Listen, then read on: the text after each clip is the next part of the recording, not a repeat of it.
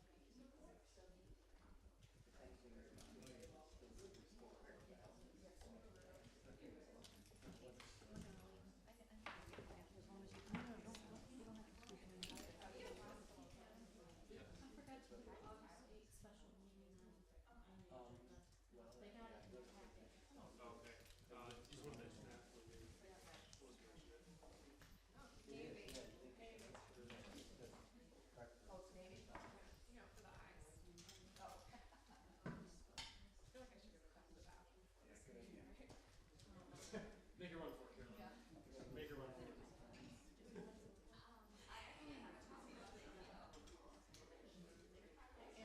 Yes. I went through my book. I need some more pages. Okay. Went through it. So there's obviously okay, but Try. Yeah, we created the bylaws. There's a couple other things that I have gonna have Brian look at, like the personnel policy meeting, a couple other things. yeah, that's That just, as much as I would like to do it, and the other stuff also going on, we're just not finding time to do that. yeah, okay, well, I kinda need the new leadership information and org chart and things like that. I just happened to make it fast today. Yeah, we can do that. I was able to sign up for the training on the 15th, so I'm gonna do it in person one. Oh, for Yeah. I'm gonna try and be there, but that is supposed to be the week of the Ohio Health Commissioners meeting, the fall one, they just scheduled it, that'll be the worst time. But I'm gonna see if it works, I can jump out of that, go to the thing, and then just go back, cause it's Wednesday, Thursday, Friday, so. Yeah, wow. How did Perry go this night? We had, ours was shooter. I thought we were doing the same one. Oh, you guys, we had two terrorists, both of them like that, hit the bombs, and then. Yeah, it was good though, it went well, we were done, I think, one-ish, something like that, 12:31, about 2.5 hours. They just said like that. For the ED, like all the trauma's coming in, cause the fair's coming up, and like a big craze. But we didn't do like the dummies or anything today, but I thought it was gonna be the same, because normally what they'll do is, there's an anthrax, like, exposure, or the carbon, one of the tablets you have. Yeah, so I was surprised that it wasn't that much, because we haven't had one in a while. Yeah, usually it's always that kind of stuff. There's a thing, it's every 5 years, I think, Yeah. they don't do them. We just said, I mean, they just went over the current plan, like, we didn't actually do the dummies, but we went over like the 10 and counties and downs. Yeah, we went through like so it's at 7, well, I started at 7, so I started at 7, because you can like, you can stage, you're not just sitting there, someone's on, like, some sit there, and then they, 0 to 5 calls, it's like a 30 hour, I want to do 701 right when they page the code yellow overnight. Yes.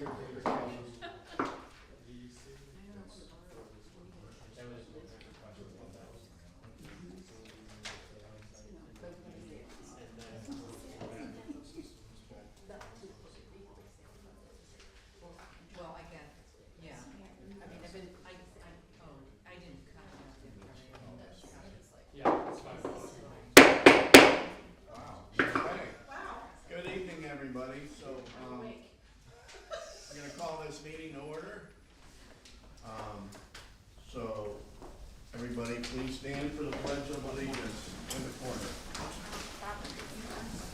We have it now.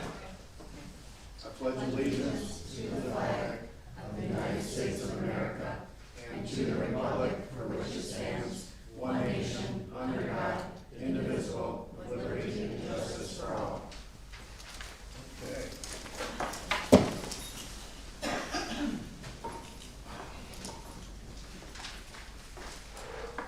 Next thing on the agenda is the approval of the prior meeting minutes. Move to approve the minutes for the July 27th, 2022 regular meeting of the Board of Health.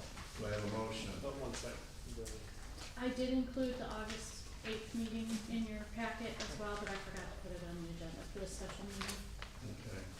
So are we approving, July 27th first, I guess. Yeah, you did one. Do we have a motion? moved? Do we have a second? Second. Okay, any discussion or anything? Okay, all in favor? Aye. Okay. So then the next one is the, what? Just a joke. You're good, you're good.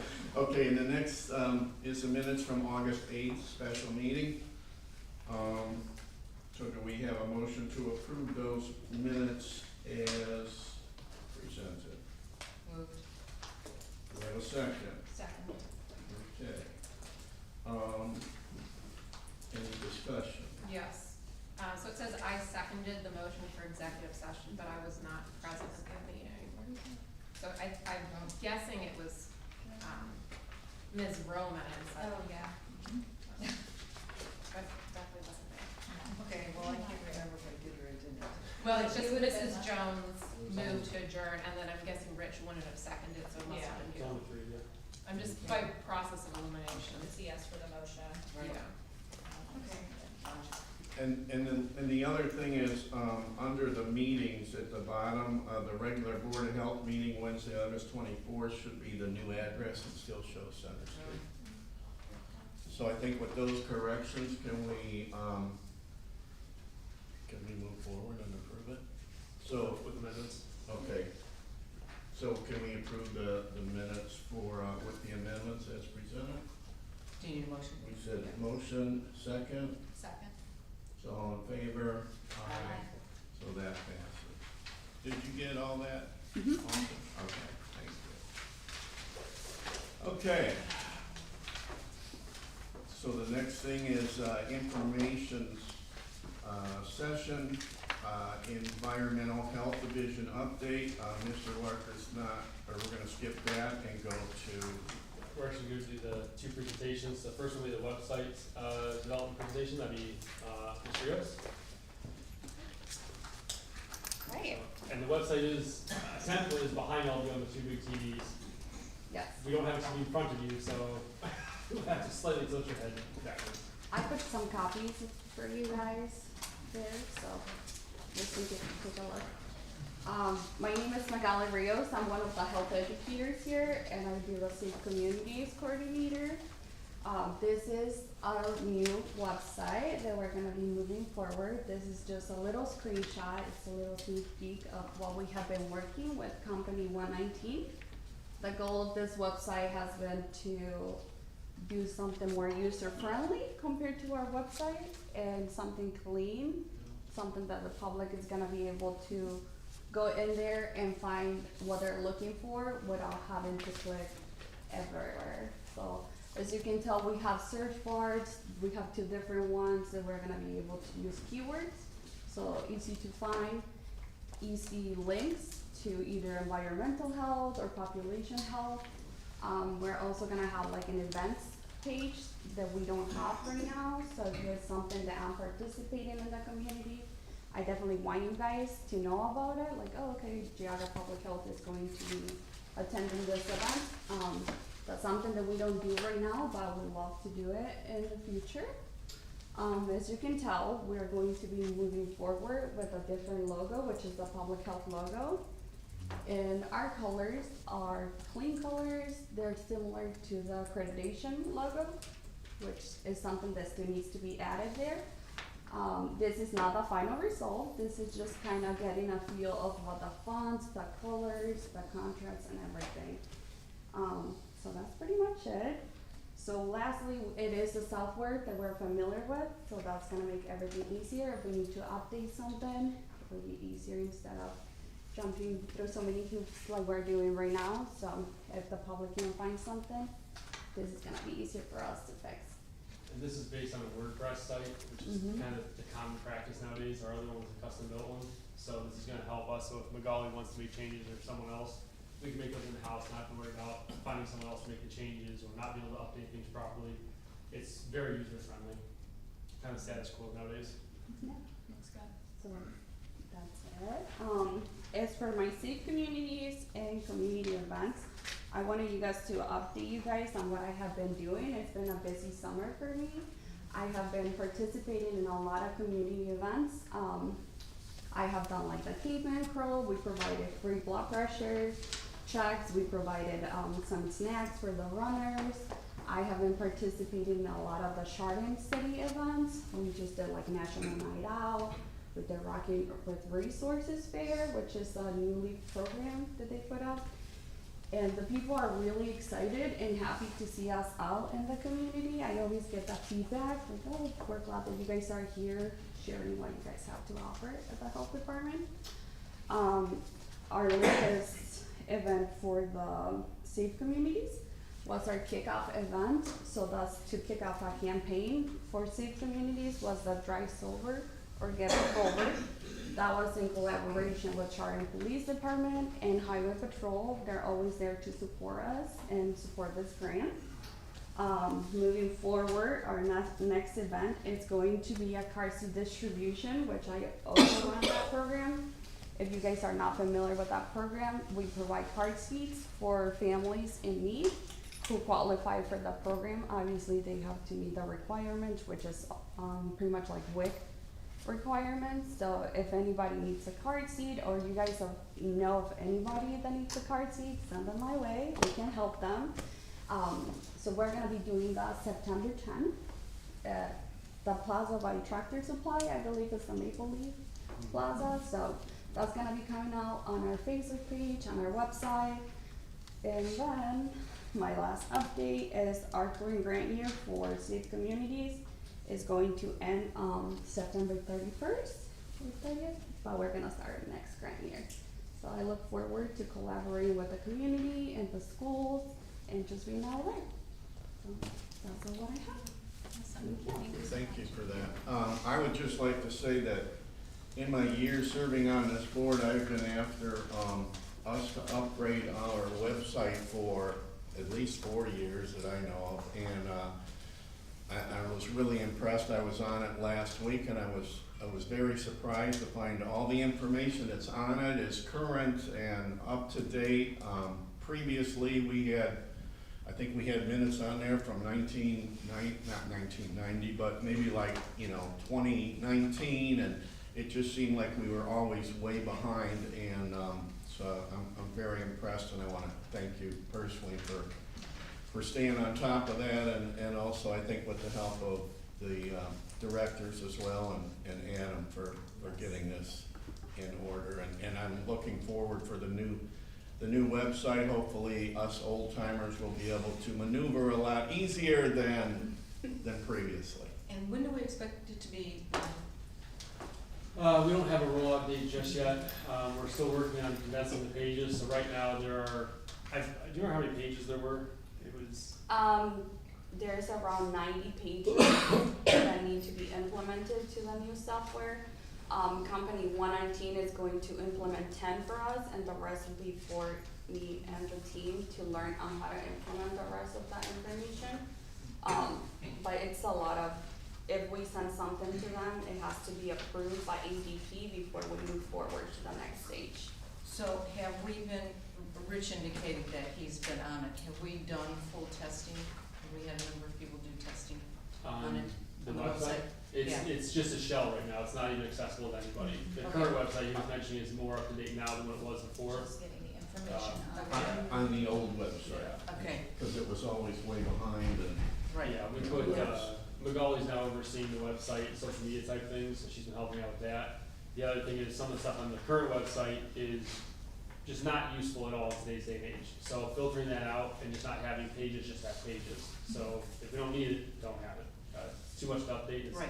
It's honestly just a waste of people's time even to go through. Yeah, just make sure before we go live, we do some testing with Yeah, other company, parties that aren't close to it. yeah, company 119, ADP, do a lot of sandbox testing, because they'll have all that, and they can send it off to us. And then next we have Sarah with our community health rankings. Yep. Hi, my name is Sarah. I am the epidemiologist for Geauga County. So I've been working on the Geauga County Health Ranking Report. So this is put out by the County Health Ranking and Roadmaps Committee, and they compile data from a lot of sources such as the CDC, the USDA, and census, to name a few. And they put together measures in order to measure how healthy a county is in terms of living outcomes, so how well people live, and living factors, so what factors influence how well people are able to be in the community. Next slide, please. Yeah. So this is going to be a short video that goes into a little bit more detail on what the county health rankings and Maybe a little loud roadmaps for those of you is. close to TVs, so just FYI.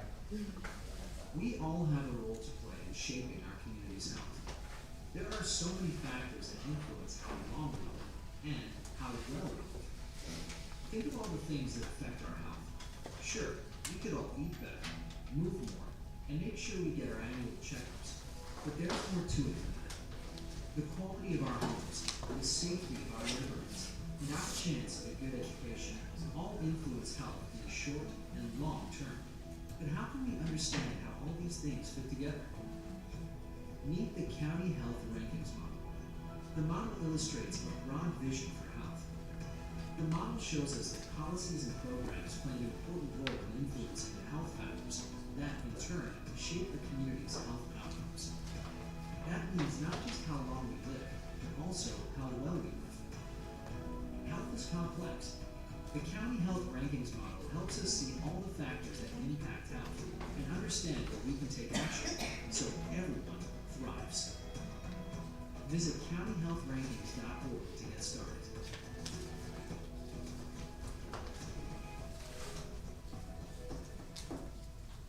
Yeah, so that just shows the overall model that's used in order to come up with these measures. So for us, in terms of the categories for health factors, it includes health behaviors, clinical care, social and economic factors, and physical environment. And for health outcomes, it goes to quality of life and length of life. And so in the report, if you didn't get one, it's in the back. I put together all of the measures that are ranked, because these do rank counties by state on how healthy they are. So out of 88 counties, Geauga County has a rank, and all other counties in Ohio has a rank. And then for the graphics in the report, I went ahead and made a graphic for every time we were outside the top 25%, meaning that we were 22nd or higher or lower depending on the measure. And then we did include some additional measures in there that don't go to our rank, but that we thought might be significant to keep an eye on or to keep watch on. So this is the top 15 for the health outcomes this year. So last year, Geauga County had an overall rank for health outcome. We were 3rd ranked overall. And if you could click the next one. This year, we are also 3rd ranked, so we did keep our rank in terms of health outcomes. And then in terms of health factors, please. Last year, we were ranked 4th overall. However, this year, we are ranked 6th overall. We are ranked 6th overall in terms of all 88 counties. Could you click? Yeah. So the only significant point I could see for health factors is that the health behaviors did increase in terms of, we were ranked 3rd on health behaviors last year, but now this year we're ranked 5th. So we did drop a little bit in one category. Next slide, please. So I'm going to be going through all of the graphics that you see in the report to kind of go into detail on what that means. So for health behaviors, can you go back one? That Sure. accounts for 30% of the health factor rank. So in terms of health outcome, we did not rank outside the first 25% in the county. Next slide, please. But health behaviors goes into what actions affects individuals' health. So that could be the food that you eat, and being physically active, having access to those types of facilities. Next slide, please. So the first graphic you'll see is access to exercise opportunities. We ranked 32nd out of 88 counties for this. So this includes things like parks and gyms and other workout facilities. And with us, we had 68% access for all individuals in our community. The Ohio amount is 77%, and the US amount is 80%. So we are on the low side for our region.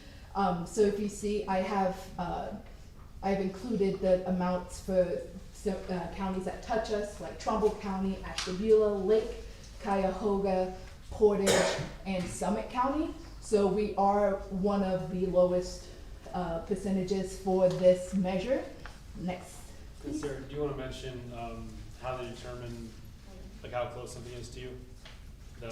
Yes. So that's important for Geauga. Gotcha.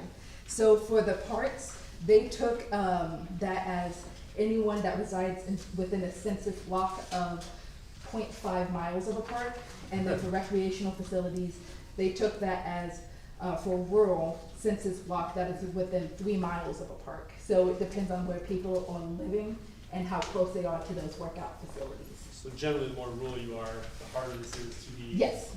Right. Yeah. They don't account for that though. We just get counted in with what they consider rural. And that's a 3 mile. Yeah. What's that? We're okay then. Yeah. It just looks at parks, not like gyms. Recreational Yeah. facilities. Okay. They look at Okay, both. I gotcha. The measures for rural are just different. They allow 3 miles for parks or recreational facilities and half a mile for parks. So I put here the top 3 ranks. So first rank was Hamilton County with 94% access. Second was Cuyahoga County with 94%. Third was Lucas County with 92%. Next was excessive drinking. We ranked 86th out of 88 counties. So this is the percentage of people that report to have heavy or binge drinking behaviors within a month. And so for this, we ranked the highest for our region for that with 22%. The Ohio amount was 20%, or sorry, 21%, and the US amount was 20%. Next, please. The top 3 for this was Pike County with only 17%, Adams County with 17%, and Scotia County with 17% as well. In conjunction with this, for the alcohol impaired driving deaths, we ranked 25th out of 88 counties. So I did a trend line so you can see over time how well or how much that measure has changed for Geauga County, Ohio, and the US. So as of 2020, for that, Geauga was at 33% alcohol, 33% of driving deaths involved some sort of alcohol. US was 26%, and Ohio was 34%. And can I interject? This does not include last year. This goes through 2020. Last year was a bad year in Geauga County for this. We had 21 fatalities. So we do anticipate this number is actually higher than what the graph shows. And so first rank was Auglaize County with only 4%, Holmes County was second with 4%, and then Lawrence County was third with 13%. And that covered all of the health behaviors section. Now is the clinical care section, which accounts for 20% of the health factor rank. So clinical care refers to access to affordable, quality, and timely health care, because that can enable people to live longer and healthier lives, which is our goal for the county. So for this rank, uninsured rank, we did rank 81st out of 88 counties. for the percent of uninsured population under the age of 65 for the county. As a general note, this takes into account everyone in the county. They do not separate by people that choose to be uninsured. It's just in general, how many uninsured individuals do we have in the county? So the Amish as an example. Yeah, so they're factored in with this. First was Delaware County with only 5% uninsured rate. Second was Warren County with 5% uninsured rate. And third was Medina County with 6% uninsured rate. Next is the ratio of dentists. So we ranked 32nd out of 88 counties. So this looks at how many residents per every dentist is in the county. So with this, we have 2,070 residents for every one dentist. And I looked at the information, so we only have 45 dentists in the county for all residents in Geauga County. So the US amount is 1,400 residents per one dentist, and Ohio's 1,570 per one dentist. So as the ratio increases, that means more people are having to access limited amount of healthcare providers, which we would want to expand that number so healthcare providers aren't having to take on so many patients and make sure that is distributed evenly. So with this, Cuyahoga County ranked first with only 920 residents per dentist. Franklin ranked second with 1,090 residents per dentist, and third was Greene County with 1,120 residents per dentist. Next was mental health care providers. We ranked 23rd out of 88 counties. This is the same ratio, looking at the number of residents per mental health provider within our county. And then with this, we had 410 residents per every provider. And with this, we only have 230 mental health providers in Geauga County. The US is 350 per one mental health provider, and the Ohio average is 350 per one mental health provider. And so first place was Pike with 100 residents per mental health provider. Second was Scotia with 160 residents per mental health provider. And third with Athens with 180 residents per mental health provider. So next we'll go on to social economic factors. Next, this accounts for 40% of our health factor rank. So these are factors that affect people's ability to make healthy choices, such as income, education, unemployment. These all factor into people's ability to access those healthier options that we would like them to. So with this, we first have the high school completion measure. We ranked 45th out of 88 counties with this, with 90% of adults ages 25 and over achieving equivalent to a high school diploma. So again, this takes into account everyone in Geauga County. So those that don't choose to get a high school diploma, it does factor those individuals in. We do have a measure later where it does somewhat eliminate that potential factor. And so the US amount is 89%, and the Ohio amount is 91%. Next, please. So first ranked is Delaware County with 97% high school completion, Wood County with 95% high school completion, and Medina County with 95% high school completion as well. Next is income inequality measure. This, we ranked 33rd out of 88 counties. So this looks at the 80th percentile, so meaning only 20% of households in Geauga County make more money than those households, and looks at the 20th percentile, meaning that 20% of the county makes less than those. So it compares to both ends of the spectrum. With this, we had a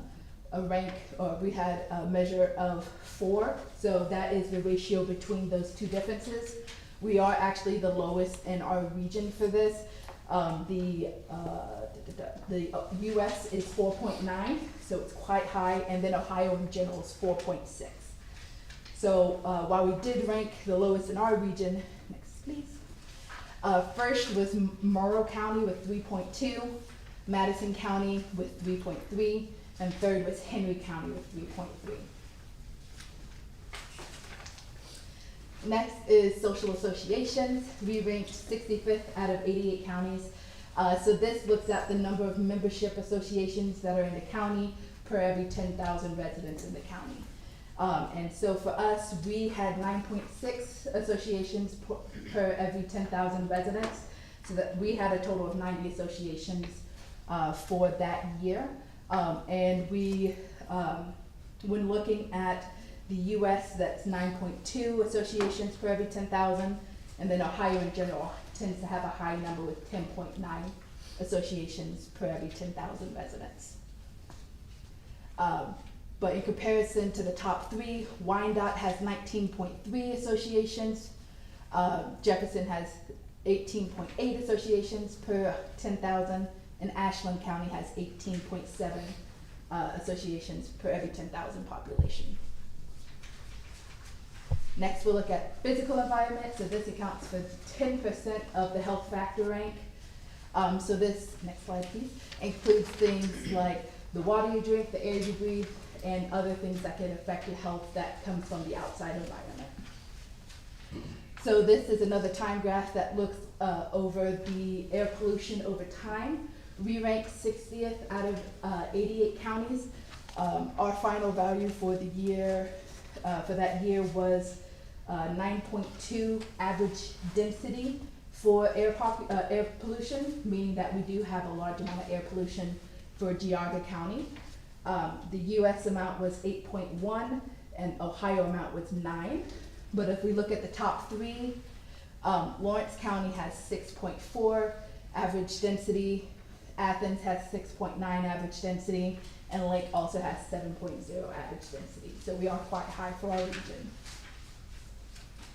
Next is severe housing problems. So this looks at the number of, the percentage of households that have at least one housing problem. That includes overcrowding, high housing costs, lack of kitchen facilities, and lack of plumbing facilities. So for our region, we had 12% of households have at least one of those issues. US is 17%, and Ohio is 13%. But the top three counties, Putnam only has 7% with those issues, Henry County has 8%, and Belmont County has 8% as well. So that includes the Amish population, right? Includes everyone, yeah, they don't. They have a lack of plumbing in their house, that's my understanding. Yeah. Oh, I don't know about lack of plumbing, but it does include everyone in the county. Yeah. Lastly, for the measured ranks, we have long commute driving alone. So this is a percentage of people that drive alone to work that have a commute of 30 or more minutes. So for Geauga County, we are the highest one in this category. We have 45% of workers who commute alone drive 30 or more minutes to get to work. For the US, it's 37%, and Ohio in general, it's 31%. And looking at the data, so the number of workers for Geauga County that drive alone was 46,844 workers. I bet that looks different post 2020 though, right? Yes, so I believe that only goes up to, it goes through 2020. 2018. Yeah, 2018 Yeah. through 2020. Bet there'll be a big shift. Yeah, so these are published yearly, so we have to wait till next year and see if they update the data with that range. First place was Hancock County with only 17%, second was Williams County with 18%, and third was Allen County with 19%. And so now I'm going to go into additional measures that do not contribute to our rank. These are measures that the county health ranking and roadmaps provide, but they do not allocate it towards our measure. We thought that these would be interesting things to show the community, as well as some ones that we would like to see be reduced in the future. First is child mortality. So this is the number of deaths among residents under the age of 18 per 100,000.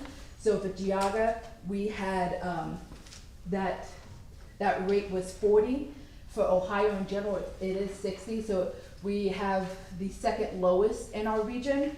But the top three for this was Medina County with 30, Delaware County with 30 deaths per 100,000, and then Lake County also with 30 deaths per 100,000.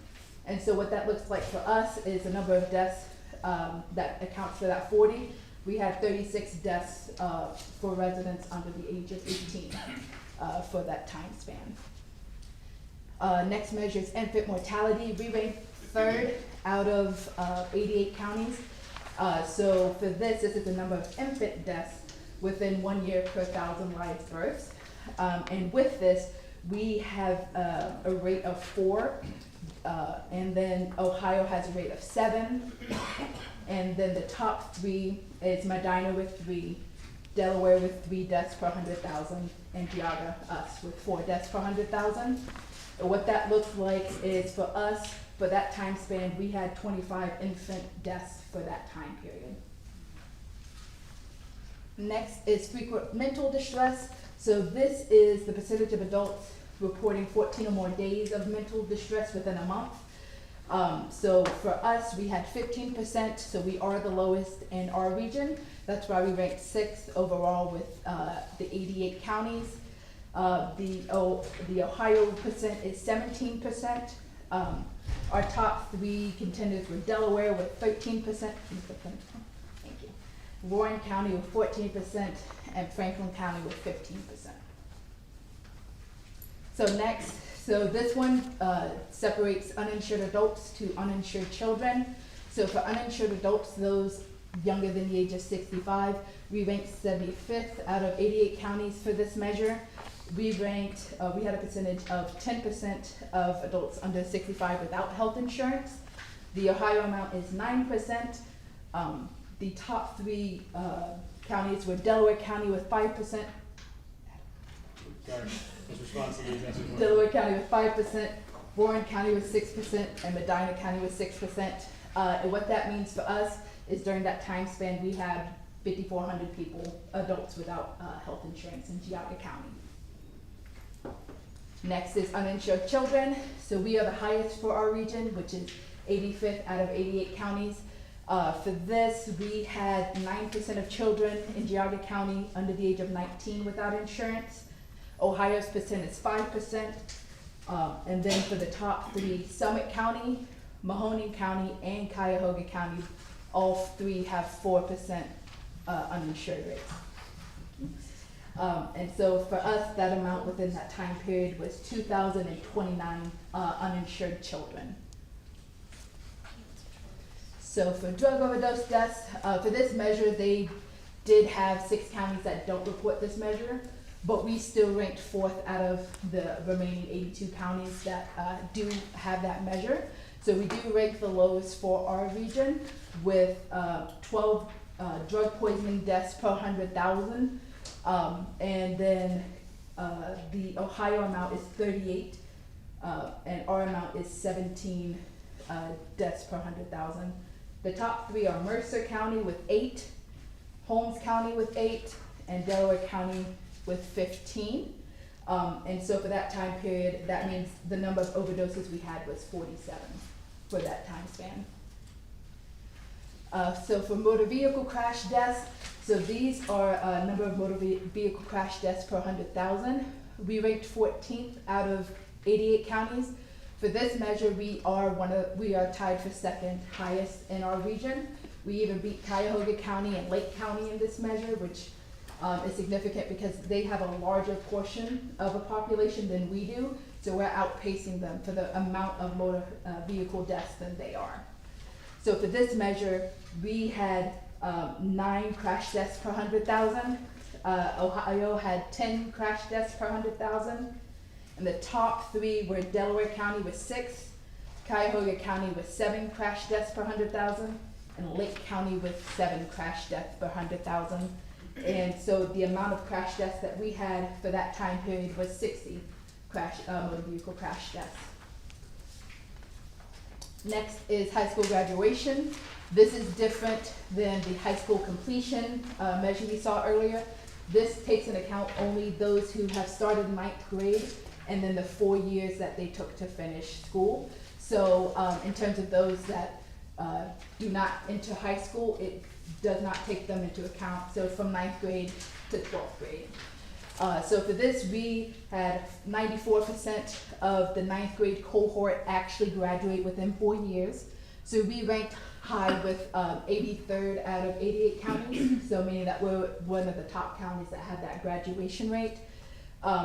Ohio has a rate of 83%, and then the top three were actually Medina, Putnam, and Seneca, with all 95% graduation completion. Next is school funding adequacy. So this is the gap between the average gap between actual and required monies for the school. The required monies is the minimum that the school should be spending in order to reach those average test scores. And so the actual spending is how much is actually being spent per child. So for us, we actually ranked first in this measure, which is an awesome thing. So we spend, or Geauga County spends 6,121 total spending, they have a gap, a positive gap of 6,121 additional money spent over and above the required amount. So this has been found to really benefit students, and having an overspending means that they are more likely to complete school, to go on to college and complete college if need be, and to find more successful jobs. So we are the highest in all of Ohio for this rank. Ohio gap is $927, and as you can see, Ashtabula County spends less than they should be to meet that required spending amount. The top three is Geauga County with $6,121, Monroe County with $6,038, and then Medina County with $5,862, which this is all just for public schooling. Does not include private schools or anything like that. And just as a fun fact, the amount total spending per child in public schools for Geauga County is $14,868 by the school. So that's how much they are putting into each student at that school district. That's per year? Yes. And so next is children eligible for free or reduced price lunches. We ranked fourth out of 85 counties. So this, we are the lowest in our region. So we only have 17% of Geauga County public students that participate in this program. The Ohio amount is 36%, while Delaware County is 14% as the first place.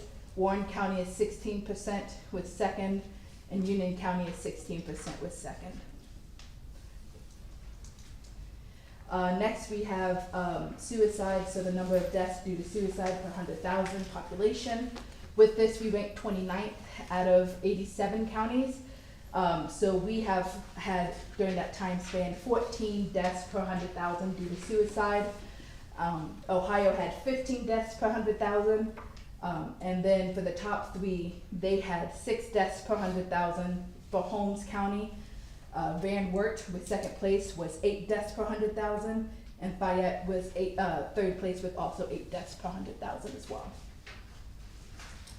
Lastly, the severe housing cost burden. We ranked 35th out of 88 counties. And so this is the percentage of households that spend 50% or more of the household income on housing. So we tied with the lowest for our region, with 9% of households in Geauga County. In Ohio overall, the percentage is 12% of households spend 50% or more on their household of their household income on housing. So for Geauga County, that amounts to 3,032 households are spending 50% or more of their income just for the housing alone. And then for the top three, we have Noble County with 5% of households have that spending, Putnam County with 5%, and then Shelby County with 6% as well. And so these are the sources that the county health ranking and roadmaps comes up with. So they do compile all their sources from the USDA, census, ED-Facts, things like that. So these are publicly available. You can also go to the website. You can view the same information I did. I just compiled it into one so we could all review it as well. We will be posting the report that you guys got in the back to the website tomorrow morning, so everyone can see that as well. So I have a question. I think I love to see data like this, but there is no information collected. Yes, there is on drug-related deaths, but nothing on excessive drug use. Correct. As far as I saw, I did not see excessive drug use as a measure. I mean, I could look again, and that may be a measure that we could find access to, but at least for the county health ranking report, it seems like they do if the majority of a county or majority of a state has access to data, they'll post that rather than have small bits of data for each county.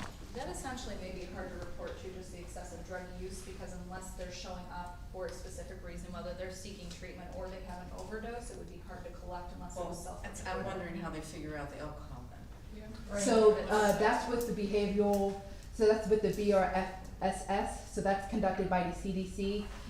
So they essentially call people within each state to participate in the survey, and people self-report they've been binge drinking or they have heavy drinking behaviors, and then that's all collected by the CDC to compile that into the BRSS. So I would imagine that the number's unfortunately probably underreported. Yeah, because you would have to get in contact with them, which may be difficult itself, and then getting them to actually say that. And is this health ranking report done for every county this time of year? Every county, every state. Okay. Every year it comes out. This is the first year we've published a report compiling it, but they update it every year for the public. I think it's important for all of you to see, because if someone says like, you know, your education rates are low, well, it doesn't account for the Amish population, it doesn't siphon that out for 9th to 12th grade. So those are things that you should all know. So if someone says, hey, education is lower in Geauga, you can say, well, no, there's a ranking price online because people post them all over the place, but here's some things that aren't counted there. And here's how they didn't account for this and they didn't. So it's all things that you should all know in my mind. And that's why we kind of went over it. This will be posted in multiple places. And this is our condensed version, but the report itself is out there for everybody to look at. Yeah, no, this is awesome. It gives Is everybody so what's much being time. posted, this or a more in-depth report? It's going to be the report you have in your hand. Okay, Yeah. very good. Thank you. Well, I think this information is really important, but I guess because I come from a health background. Now, here's some to look at. The next presentation is the one probably line you're waiting for. That's the operation and maintenance program one. We moved that to second, make sure we can get in time and be here to see this. Do I have time to see beyond? Oh, sorry, Mitchell. I don't want to turn these ones off. That's what's going to happen. Okay, so between your- okay, so-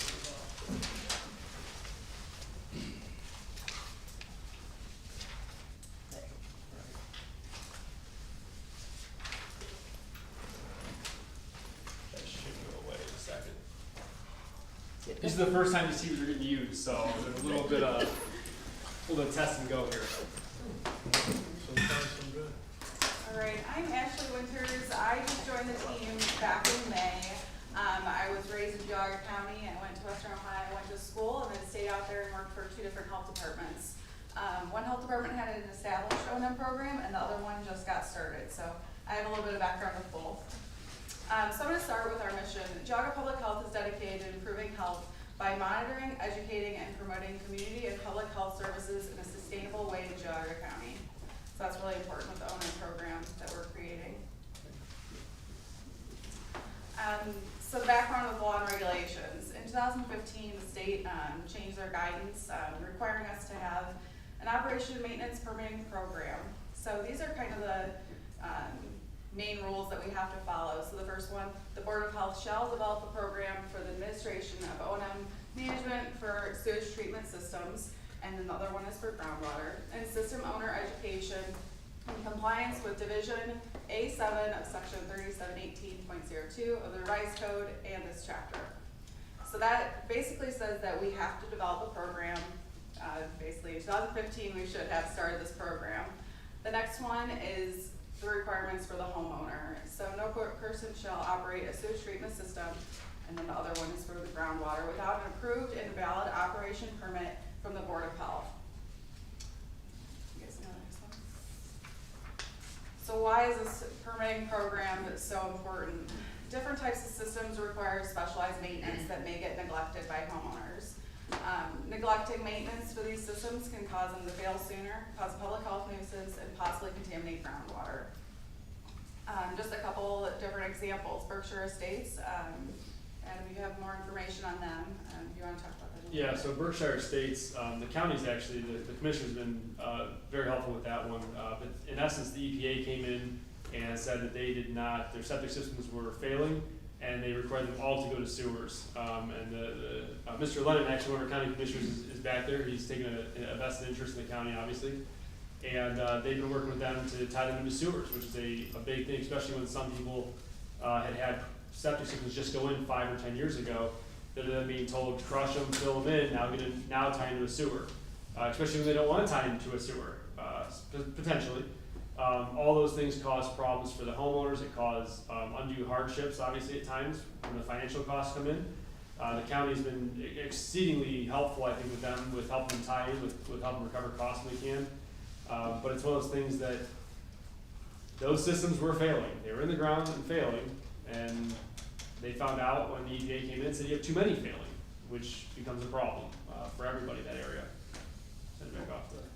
And then my other experiences with Ritchie Road in Western Ohio, it was very similar. EPA came in and there was a lot of contaminated groundwater, and they had to do yearly inspections by the health department, which puts a lot of extra tasks on the health department as well as the public. They really don't like those inspections yearly, but it's just to protect the groundwater and make sure that the systems are treating our sewage appropriately. So the goal is to ensure every homeowner has the resources and knowledge to properly maintain their septic system. Geauga County, we have a lot of people coming from big cities. They want to live in the country, and out of sight, out of mind, we don't have to touch our system at all. So we want to make sure that people know how to take care of their system. Next slide. So the fees. This is an unfunded program mandated by the Department of Health. The fees collected will be used to pay for the anticipated costs of issuing the permits, providing educational materials, and the time to communicate with the community. Some of the potential proposed fees for NPDS systems, sampling is $150 each time we go out to take a sample. That would be yearly. Non-NPDS, we're proposing hopefully $100 for 5 years. Some surrounding counties, their fees are very similar to, or even higher than the ones that we would like to propose. Again, this is all in the planning stages right now. Nothing is set in stone. And the board has to approve these fees. So these are proposed fees, but the board can say yes or no to any of the fees as they come up. And obviously we don't vote on the fees for the board's recollection until September, when we put all the fees together.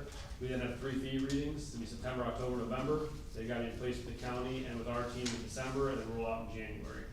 So these are again just proposed, but the goal is to keep the fees absolutely minimal as possible, which this is kind of doing for almost any of the surrounding counties, where we'll be one of the lowest. Is there, Ed, so the NPDES fees? I do answer your question. I'm just letting her go through it all, just to make sure everybody gets the same chance. County and a state would be paying twice. No, all of the money stays local. None of the money goes to the state. So that's used for us to fund the program. So no state funding, and none of the money goes to the state. So we'll just hold comments until it actually is done, just let her go all the way through. So go ahead. So again, we're still in the planning stages of the O&M program. The focus for next year would be the NPDS systems. These systems are legally required to have yearly sampling. I know this year we started sending out letters for NPDS systems to be sampled, and right now we have 10% compliance rate, so that's very low. Failure to maintain these systems will have a direct impact for Geauga County water quality. So these are systems that are treated on site and then discharged to the road ditch, some streams. So we want to make sure that this water is being treated, the wastewater is being treated properly. Homeowners would be required to pay the permit fee for their type of system, and then have their system inspected by a registered service provider, and sampling required by the type of system. So some systems will not require sampling. It all depends on their type of system. So some frequently asked questions that I've experienced in past health departments, and probably you guys have the same questions too. Who will have to be part of the O&M program? So every household in Geauga County that's not connected to sanitary sewer will be enrolled into the health, our O&M program. And that goes with the whole state too. Every state has to follow their county's O&M program. Why do I have to get a permit? In 2015, the Ohio Department of Health updated rules concerning the operation and maintenance of household sewage treatment systems. All counties are required to have an O&M permitting program in place. So again, we need to follow the rules mandated by the state. One law, you're required to have my septic inspected. So we can't roll out every property in the same year. That's unrealistic. So we're planning to have this over like 5-10 years. So it'll be in stages. We're not exactly sure what those stages are gonna be. My previous health departments I was at, we kind of did based off of township and when your system was installed and your type of system. Our goal right now though is to enroll the NPDS systems first. Will you make me replace my system? Homeowners will always have the option to repair the system if it's causing public health nuisance. It's important to understand that in some cases, repairs will not be enough to remedy the issues, so replacement will be needed. Where will the money go? This is again an unfunded mandated program, so the money will go towards the operational costs for us, and then fees will be reassessed on a yearly basis. For sale property program. This is still going to be an offered program on voluntary basis. Common myths that I've experienced. My system is 3 years old and it works fine. Just like our cars, our septic systems are going to fail without proper maintenance. My last job, I was driving 1,000 miles a week just to go to work. Obviously, I'm going to get an oil change much sooner than my mom who drives to Chardon every day. So everybody's system, you may have your tank pumped every 2 years, while the family next door will have theirs pumped every 7 years. It all depends on how much use and abuse it gets. I have a new system, I never have to touch it. I heard this quite a few times actually in Western Ohio. Just because it's new does not mean you never have to provide any maintenance towards it. There's effluent filters that need to be cleaned that's inside the tank, rotating the in-use field if you have a leach field, changing an elbow, and having your tank pumped. Another misconception, you just want me to put in a new system. We want to help educate you guys on the proper maintenance so that the system doesn't fail after a few years. Proper maintenance will extend the life of your system. This program is very proactive. The current program for the for sale property is very reactive. So some people I've been told have never had their tank pumped. They've never switched which in-use field has been used, and so only half of their system is getting abused year after year. So we want to help educate people every year their permit is ready to be renewed. This is the proper maintenance you should be doing, and we really want to work with the public. You just want to charge the taxpayers more money. Again, this is mandated, unfunded program by the state. The fees are used to cover operational costs. I can't volunteer my time to issue permits, just like everybody goes to work. I have to make money as well. I'm not going to be able to volunteer my time. If you guys have any additional questions that we can't answer today, this is Dan Lark's information. That's his phone number and his email if you want to jot that down. Throw him under the bus. So a couple things with as Ashley mentioned, this program is proactive, not reactive. So right now we have for sale property. It was sunsetted June 30th. We still do it voluntarily, as Ashley mentioned. That is, as Berkshire States, we had that one of the meetings they were at. I asked one people there, when's the last time your system pumped? He looked at his wife. She didn't know. He didn't know, and he goes, we never had it pumped. I said, oh, you're new to the area, just 25 years ago. And I said, well, that's a thick sludge down there. That's not a septic system anymore. So there's things like that. Mr. Jerry Morgan, the county administrator, he was here. He had to leave for another meeting. We're going to be working with him to do mailings, do educations. Ashley, as well as some of the team, are going to do educations and mailings. The goal is to keep the government staff off your property as much as possible. There'll be use of private service contracts, which is what people have to do anyway. Most of the time they will do anyways, keep their system up to date, they pump for them, things of that nature. So we'll be handling it that way as much as we can. We'll have some samples and things like that we have to process for the code. But in general, the goal is to make it as minimal as possible, still protecting the environment. I think we've come pretty close to that. This is just a general overview of what we're looking at. We're going to roll out NPDS first. That's about 2,000 systems. And that's one that we think that realistically on January 1st we can tackle and start to maintain. What we don't want to have happen is the for sale property program, which was severely behind, just put us one more step further behind and then not serve the community what they're paying to be served with. So with that process, the NPDS will be the first systems that are rolled out. We'll then roll out the additional systems.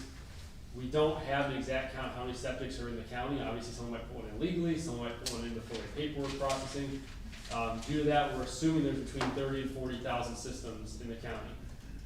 Through talks with the Ohio Department of Health, we're either the county with the most septics in Ohio or the second most septics in Ohio.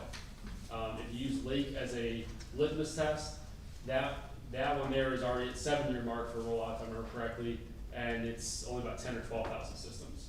So it does take a lot. It takes a lot of people as well to maintain that. It's a lot of paperwork coming in, it's a lot of testing going out, questions coming in, answers going out. The other thing, as Ashley mentioned, we'll reassess fees on a yearly basis with the board. So if we find an efficiency model, we can decrease those fees. Obviously, everything goes up a little bit here and there, but the goal would be to maintain as much as possible. So that's kind of the 1,000-foot view for right now. We're looking at a 5-year program, like rollout, where it would be you pay $100 and you're good for 5 years in your permit. Anything else, Ashley, that I'm missing? I just think this is a really good program for helping prevent having to put a brand new system in. That's a huge expense to the public. If you have your system inspected every 5 years and pumped out, maybe you'll have to replace a distribution box. That's a much easier expense than a whole new system. So kind of preventing that and kind of preparing yourself, like your tank, it's starting to get a little corroded. Maybe in 5 years you're gonna have to replace your tank. It kind of prepares the homeowner for that large expense. So Ashley, since you have the great foresight and experience from the previous departments you worked at, like when you implemented the O&M program, can you share with us what do you think, what was like the biggest obstacle or toughest thing you had to overcome? Can you talk about that? Well, I think the biggest, like the eye-opening experience earlier this year is when we sent out applications. We kind of went with permitting years, so ones that were installed in 2003 to 2009. A lot of the homeowners, when they were turning in their applications, they had never had their tank pumped, never cleaned the effluent filter. It was like, that's kind of a ticking time bomb. Like, your septic tank's gonna probably back up into your house at some point, and out in western Ohio, it's very cold and very flat, and so it's probably gonna be when it's 20 degrees below zero, and you're not gonna have a great day that day. So that was probably the most eye-opening experience, was the lack of homeowner education and being able to tell someone, this is how you can extend the lifespan of your system, was really rewarding. There was a lot of pushback at the beginning, but once people realized that this is really proactive, we want these systems to work properly and not contaminate groundwater for your neighbor and your family, that was pretty important. Thank you. And again, we'll start that. So we'll have the NPDS rolling out first. We'll have the rest of the system right after that. We're going to start education with the county. Mr. Morgan has volunteered to help work with that. We're also going to work with the Realtors Association, because that's obviously the first time you're probably going to find out you have a septic, is hopefully when you're realtor telling you a septic, or you're buying a house with a septic. And then we're going to work with other organizations that come up as well to help push that information out. We are working with Company 119 to hopefully have videos going out as well, kind of like little mini training videos for people as to what to expect, what to look for, finding service providers, things of that nature. The goal is to give the community as much information as possible, and they can use that as they need to. But then also be a resource when they need that as well. And you know, the other goal is to keep this up to date. I don't want to be behind in this program. So that's why we're trying to start with NPDS. It gives us a litmus test of what we're looking at personnel-wise, and then we can change from there. Also, for sale property was sunsetted. As those come off the books that need to be done, those staff can be reassigned to doing the other programs, like operation maintenance, and help augment that service. So we're looking at those things and a couple other things, and hopefully that'll keep us on track. We have Ashley, we have Mr. Lard, both who have either implemented or have been the leads on operation maintenance programs. And that's gonna be a huge resource for us, because we can pull from almost 3 counties now. What did they do wrong, and how do we not do that? There will be learning curves, there'll be growing pains. It'll be the largest program in the health department by far.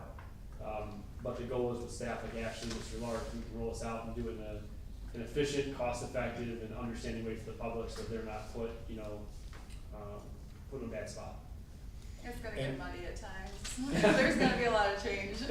And just to be clear, the NPDES systems, I think, The reason the county, the department is starting with those is because we already have documentation on those systems.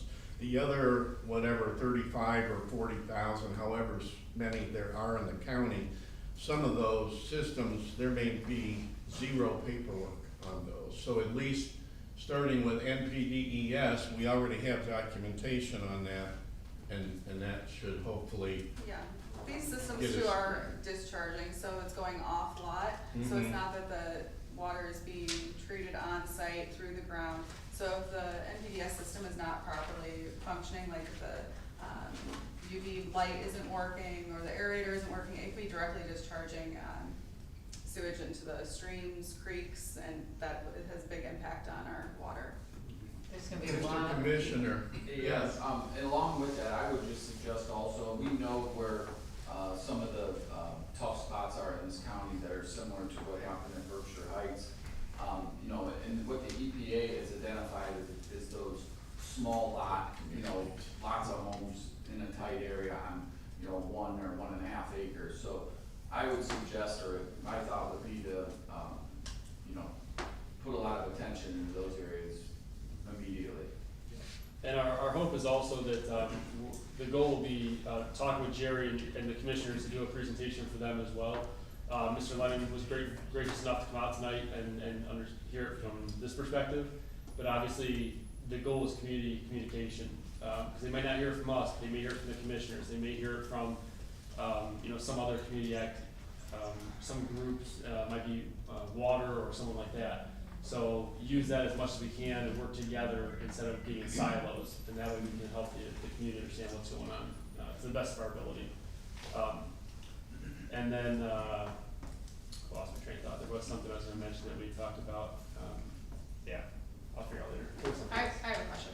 Yeah. So where are we as far as current, still pending FSOP inspections? Do you have that number? Alton, I think, just did some calculations possibly on that. Yeah, they,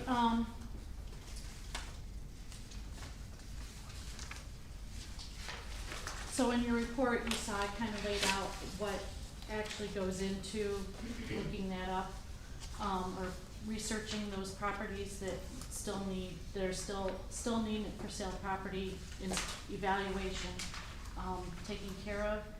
And after I talked to, Evan, based on what he and I came up with, he's working on 2020 now. I think he's in August of 2020. So he has 2020, 2021, and 2022 up till July 1st to take care of. There's usually about 30 pages per month that we get from the auditor. For that month, there's about 60 properties that are actually non-exempt. So that comes out to about $720 a year. So right now, we're looking at about 1,300 that still need to be researched. And some of those may fall off also because, like the Berkshire Estates, those will fall off because of the connecting sanitary sewers, or we found that some of the records are not quite accurate on the auditor's paperwork, so some of those will fall off because they were actually supposed to be exempt and they weren't marked exempt. So we're looking at about 1,300 that we still have to research. So you still have to research. So how many still need to be done? That's, by research you mean that they have to be completed? Right, they haven't even paid for it or anything. Okay. But I mean, are there ones that have been paid for that they haven't done? I mean. That I don't have that number for. Okay, so, you know, my concern is that we're gonna start this O&M program, and the FSOP program still has a lot in the back. I mean, we don't even know how many are in the backlog. I think that's fairly concerning. Yeah, so the NPDS, we believe with Mr. Large, we can handle those, with the extra staffing that we're using in assistance. The other reason is, obviously I mentioned to everybody that the goal would be to have at least a portion of the O&M rolling out on 1/1. It does help protect the groundwater, help protect the environment. The backlog, is a concern, don't get me wrong, it's the one thing I told you from day one, is the backlog is concerning in general. We're still putting effort on that, but we do need to get the NPDS side rolling. We also have a limit on how many we can bring to the labs at times, which means if we miss that mark, that's a whole other problem. And working with the county auditor and a couple other projects as well, we're just on a short timeline to get those things rolled out. So I'm confused. The households, that number that Alta's talking about, the 1,300, and the question that was asked here, is that what we believe the estimate number of properties still need to have being tested for the FSLP? I don't think we're sure yet. It's the number that we're getting, that's the current number estimate that we're getting, but again, some of those could be fall off, some could stay on. Right now, we're putting pretty much 100% of staff, when we can, besides food, onto these programs. So it's not more than 1,300, it's less than 1,300? Could be less. It's an estimate right now, we're going through and there's even been some, like we had one, just a couple weeks ago where someone called me and it was a transfer without cash, but it incorrectly recorded when a lawyer called it in and said, please record it in such a way. We then had to figure that out, and go back to the auditor's office and determine it was just improperly recorded. So it shouldn't have been one that fell under FSOP, but it was, a couple hours of time to go back, talk to the lawyer, get that paperwork, get an affidavit by the AD, but the auditor's office, and then clear that out of our backlog. So it's a best guess scenario right now in terms of that backlog. All right, and this is a carryover from previous years. Yes, we've been behind It's for not been quite a quick. while. I think one benefit would be, with the NPDS systems, we do have a lot of for sale properties that are NPDS systems, so it may be a 2-for-1 kind of situation where you could roll them into the O&M program and get their FSOP inspection done at the same time. And I would love to tell everybody it's like, there's 200 systems. I'd love to say, or whatever the number is, 1,200 systems, 2,000 systems. The reality is, not everything is clearly defined when we get it. We have to filter through it and decide, is this an FSOP, is it not an FSOP? If it's not, why is it coming off? If it is, it's gotta stay on. Our initial goal, our initial hope was that we could figure this out a little sooner. And we've been working with legal to see what we can and can't do, but we're at the process we have outstanding right now.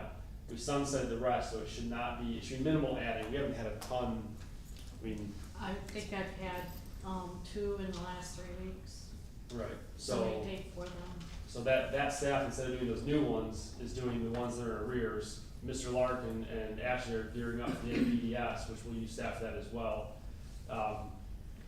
And we have a couple other new staff that are helping as well, like David Wose, so. Hey, Adam, are you foreseeing adding new staff on, additional staff for this program? Yeah, so operation and maintenance, if Mr. Larkin and I talked about this in detail today, if I had to guess, we would have to probably add 2 full-time sanitarians and 2 full-time clerks. It's a heavy clerk program, it is. Those would fall underneath Ms. Wendell's supervision. The 2 additional sanitarians are just the best source estimate from pulling 3 and 4 different counties and seeing what it took for them to do it. Obviously the goal is to be more efficient, but I don't want to understaff the program and have something behind off the bat and then have to come to 4, really 5 of you and tell you, hey, we're behind again. That's the last thing we want to do. We'll keep it as minimal as possible. So yeah, there will be additional people put on. And that's assuming that we can find additional people that want to be sanitarians. Right now, that has been very difficult. We were able to coach Ashley from her previous I miss employer, my hometown. which is awesome. We were also able to get Mr. Wose as well. But I can tell you in multiple counties that I either talk with or have met at meetings, nurses and sanitarians are nearly impossible to find. Short of being a new grad out of college, little experience, it's generally a lot of that. There's 2 reasons for that. One is just wages. I mean, that is a reality. If you're looking out of high school or out of college and you're seeing a position that's paying $22 or $23 an hour with a top out at 30 years of $29 an hour, there's consideration with that. for those that are here that know, we raised the sanitarian wages twice. I raised it $3 an hour the last time, and that just started getting us competitive with other people. Didn't put us above them. It was, yeah, other counties, sorry, it made us competitive. And that's not the public, or, sorry, private sector, it's just the public sector.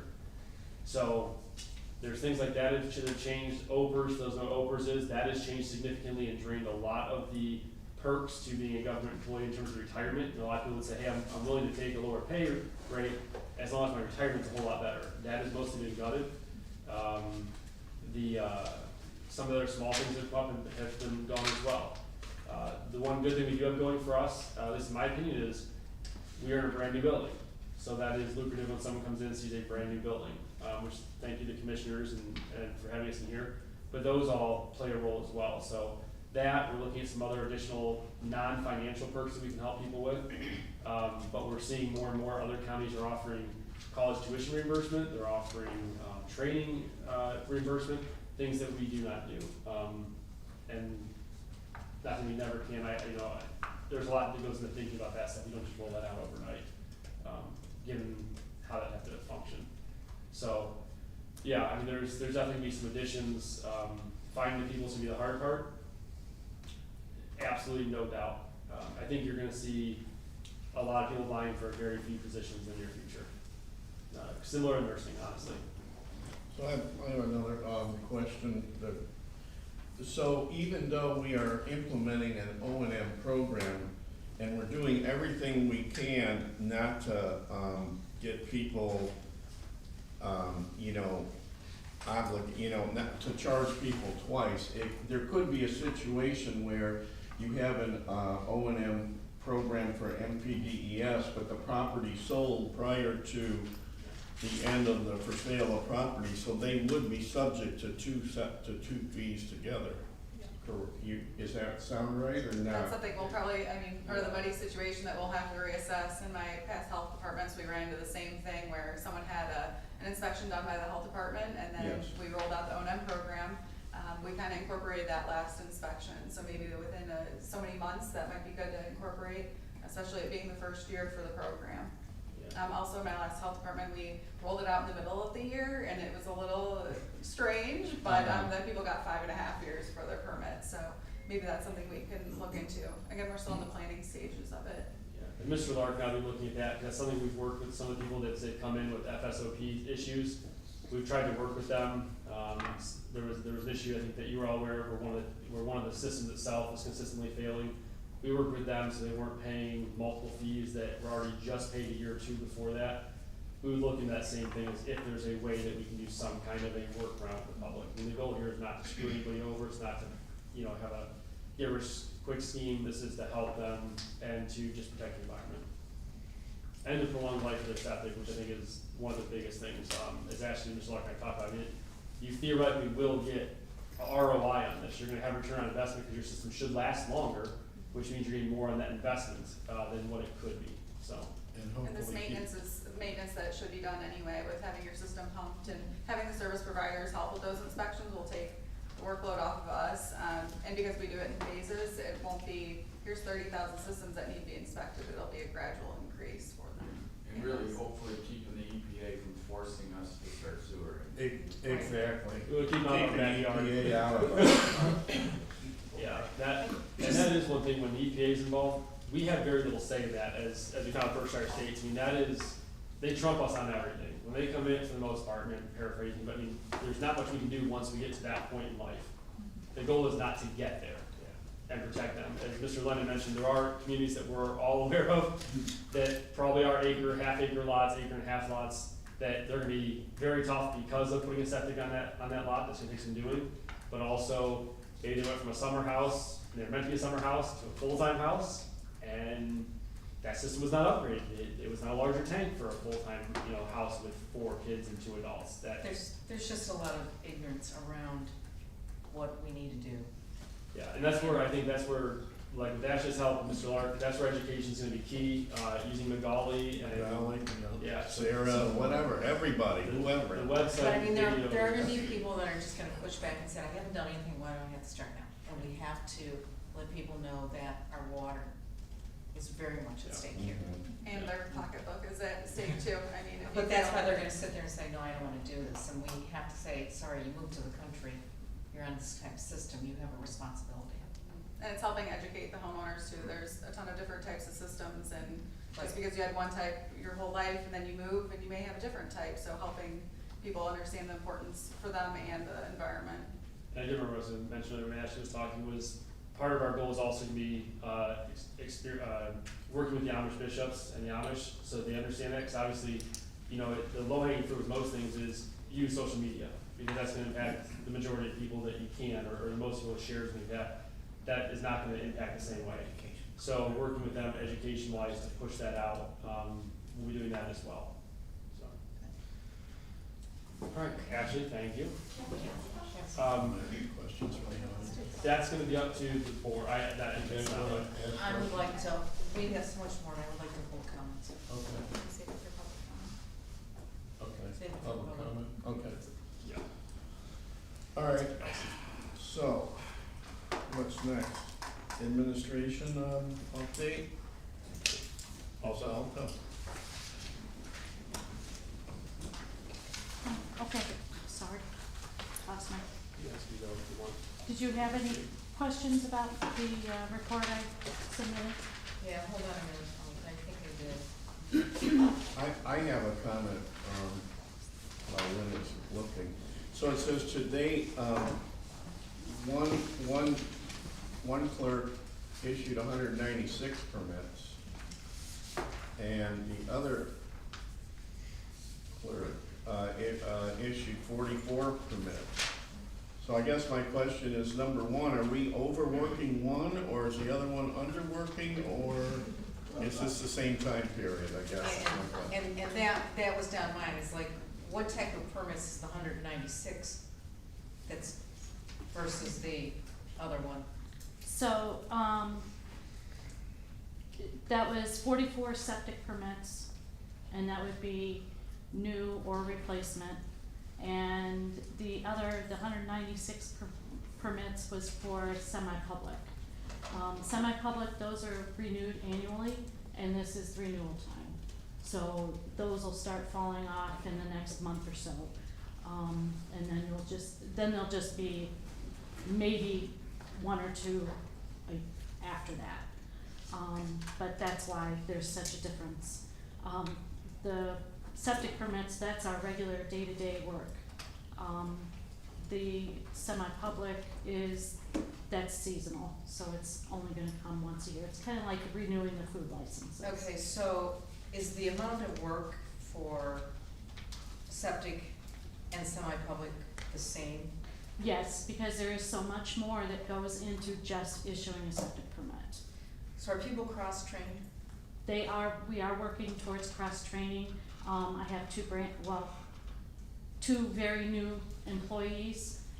We are working, getting them trained, to do everything. The one clerk that does the septic, she's very good at what she does, and everybody tends to go to her anyway. But everybody will be cross-trained so that once, we have the newest clerk who starts on Monday, gets on board, gets her feet wet, gets her job, she knows her job, then she will then begin cross-training. Okay. And then the administrative hearings that are scheduled, through September, how many do we?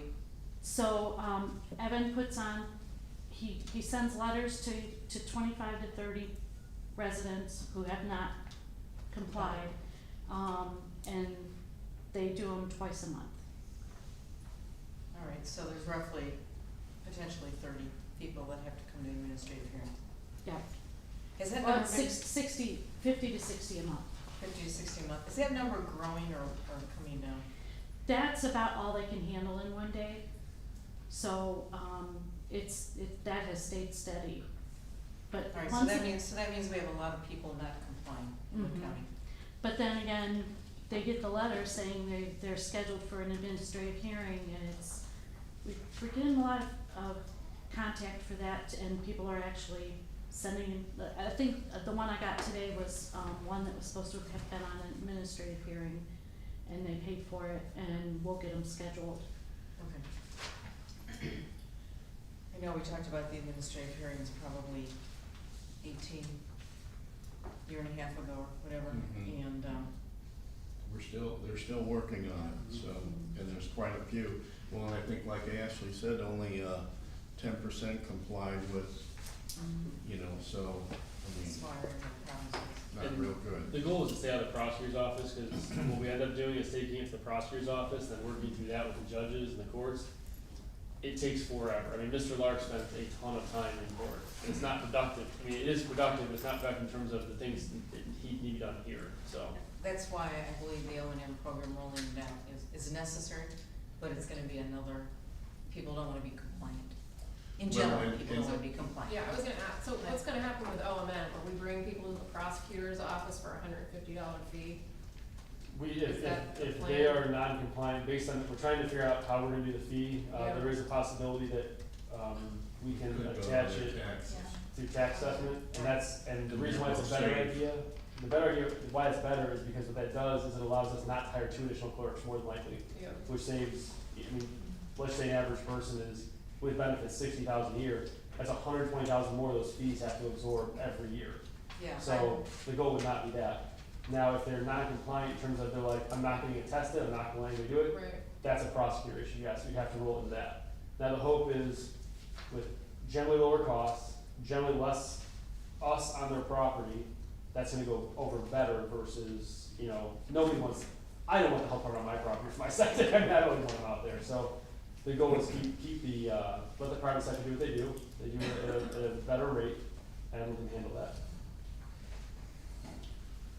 So I have 2 other things, for those of you that don't know, I am a real estate agent, and I get calls from realtors constantly, and I'm happy to report that in the beginning of this week or in the last week, I got a call from an agent, and she was very happy. She called Geauga Public Health, talked to a clerical staff, requested information about a septic. She said they sent it to her right away, and so I was happy to hear that. With that being said, I get a lot of calls about not such great service, so I was happy to see that, you know, somebody actually called me and gave me good news, and so I appreciate what's going on in the department. I think we're moving in the right direction. However, with that being said, on your last paragraph, Alta, it says, I have found that the process for well permits is extremely personal resource heavy. Each new permit is handled a minimum of 6 times, so this is all to comply with the PWS rules.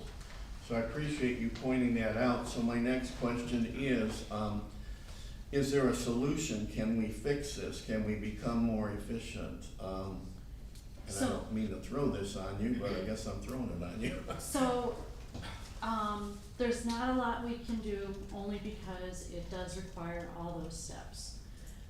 We have changed the way we do some of the things in the office,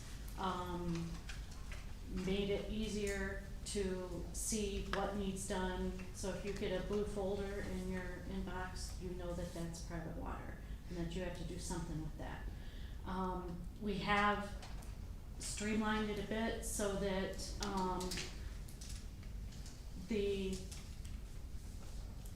after the permit is issued, and that's when all the back and forth takes place, that, the back and forth part is only going to one person. So that person does it all. They have to do the grout calculations.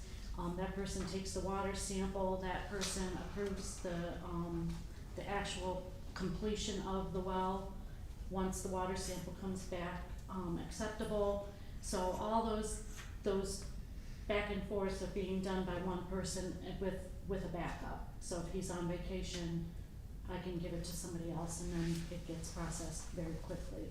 That way it's not going to every single sanitarian, and then that's another thing on their plate, and it's something else they have to think about. And those 2 sanitarians that I give the paperwork to, they know, okay, I've got a blue folder, this is what I've gotta do, I'm just gonna go through, do it real quick, and it takes them no time. Okay, well, that's good to hear. It sounds like we're improving anyway, so. Anything else? Board? Oh, I did wanna add one thing. I said, that there were 17,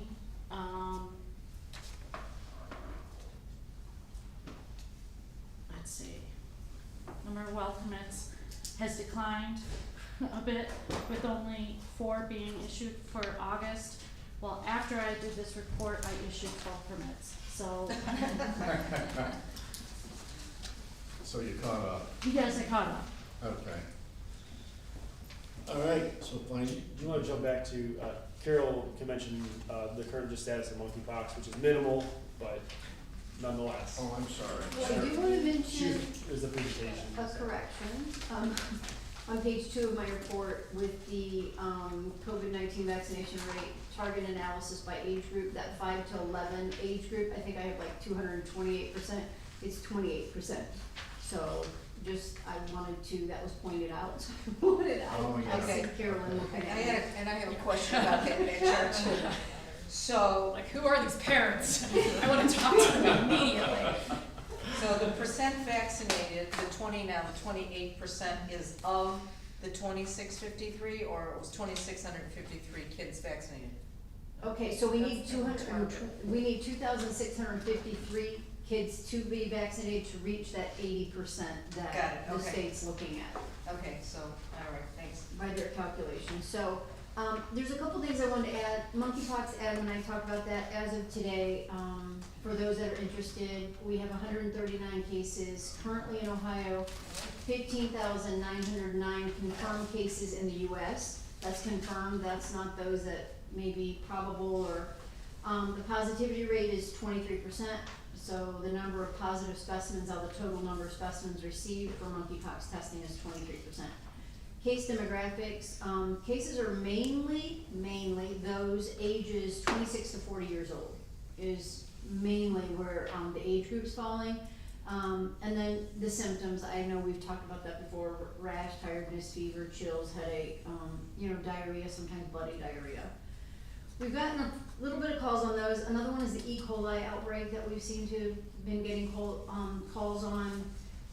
As of today, through the CDC, there's 37 known illnesses, 10 hospitalizations, and this is spread out over 4 states. Michigan having 15 cases, Pennsylvania 2, Indiana 1, Ohio 19. They have not identified the food source. So there hasn't been a food recall yet. They're suspecting romaine lettuce. I think everyone has heard that through Wendy's. Wendy's was proactive, they removed it. Yes, sir, Um, people have. The CDC isn't recommending that people ban Wendy's, just maybe ban the romaine lettuce. So this outbreak is still currently active. I'm sure they're gonna bring some updates to this. And then one other thing I wanted to share with you is, right now we are currently working on, our population health, our community health needs assessment, okay?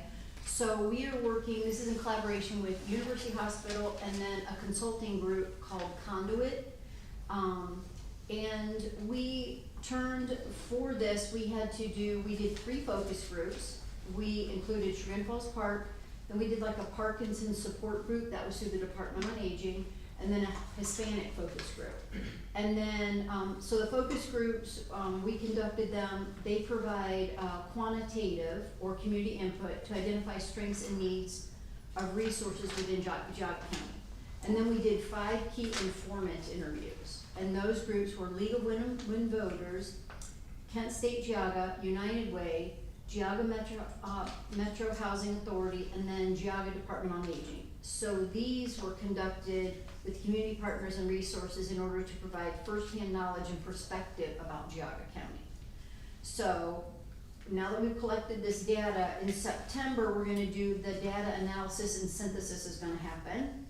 And then in November, we're gonna do a community health needs assessment report. We're gonna develop that report.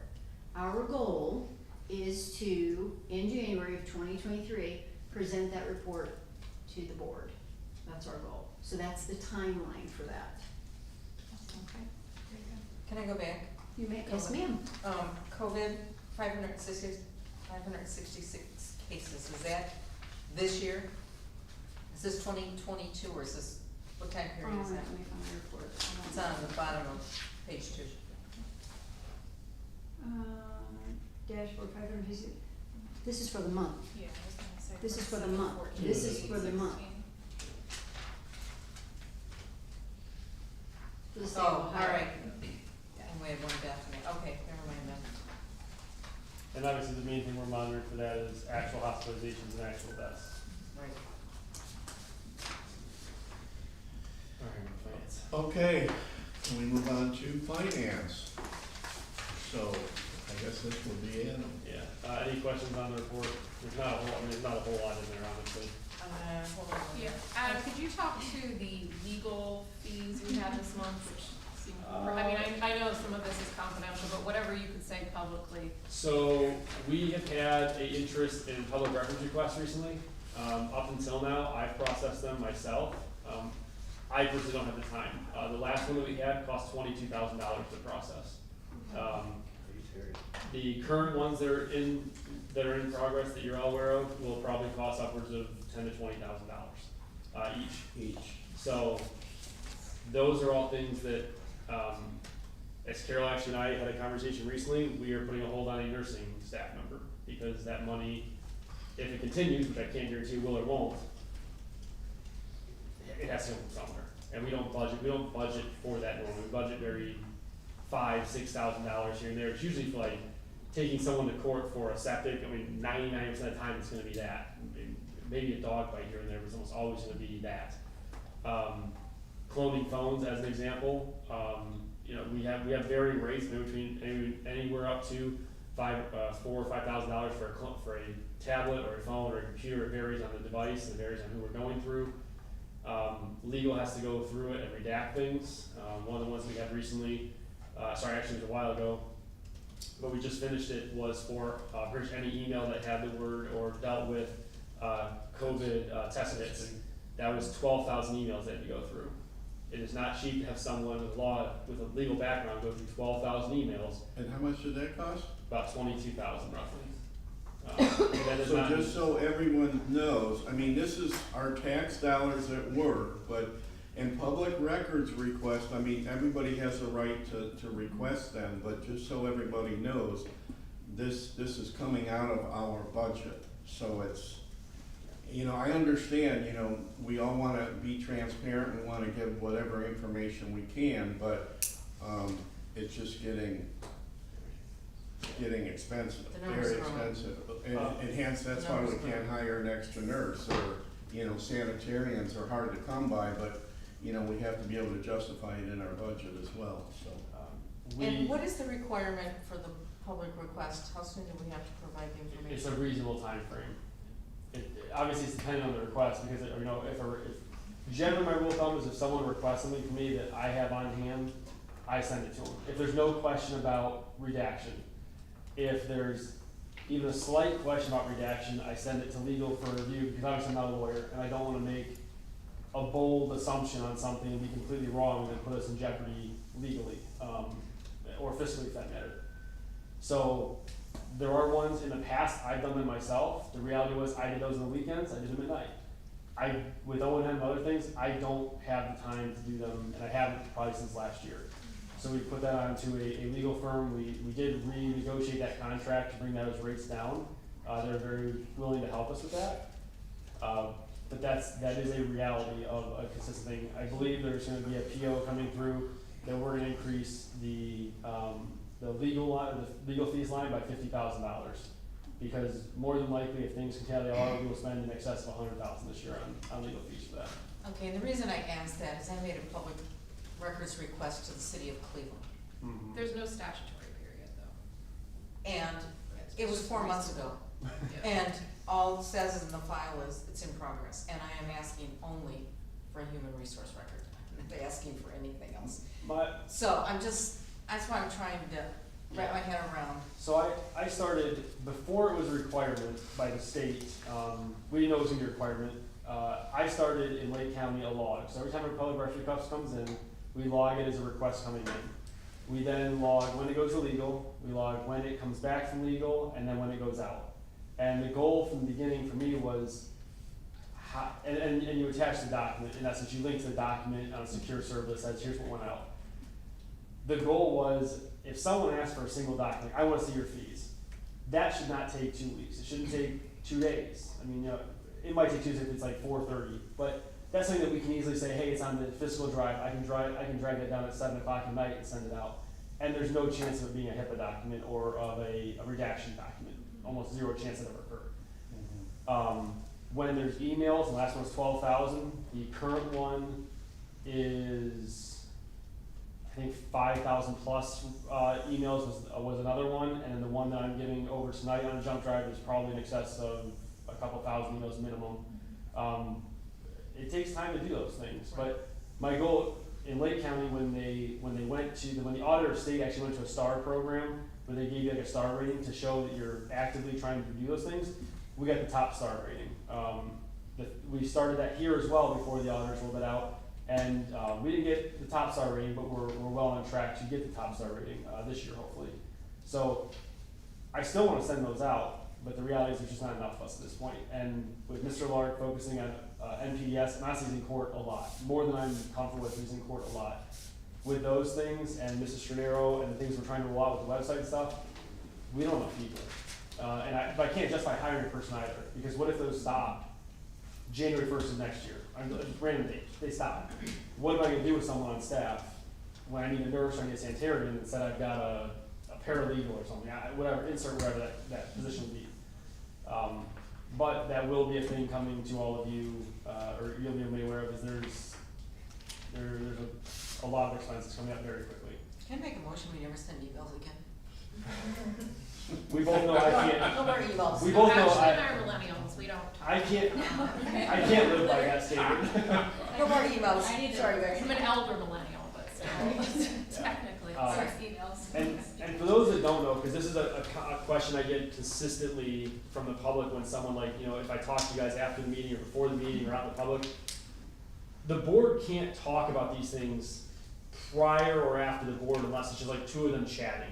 So the board can't say, hey, let's all go get coffee and talk about what is going on in the health department or how do we address that. The same as the commissioners, the same as the board of mental health, with how their board functions. I'm assuming they have with how their board functions.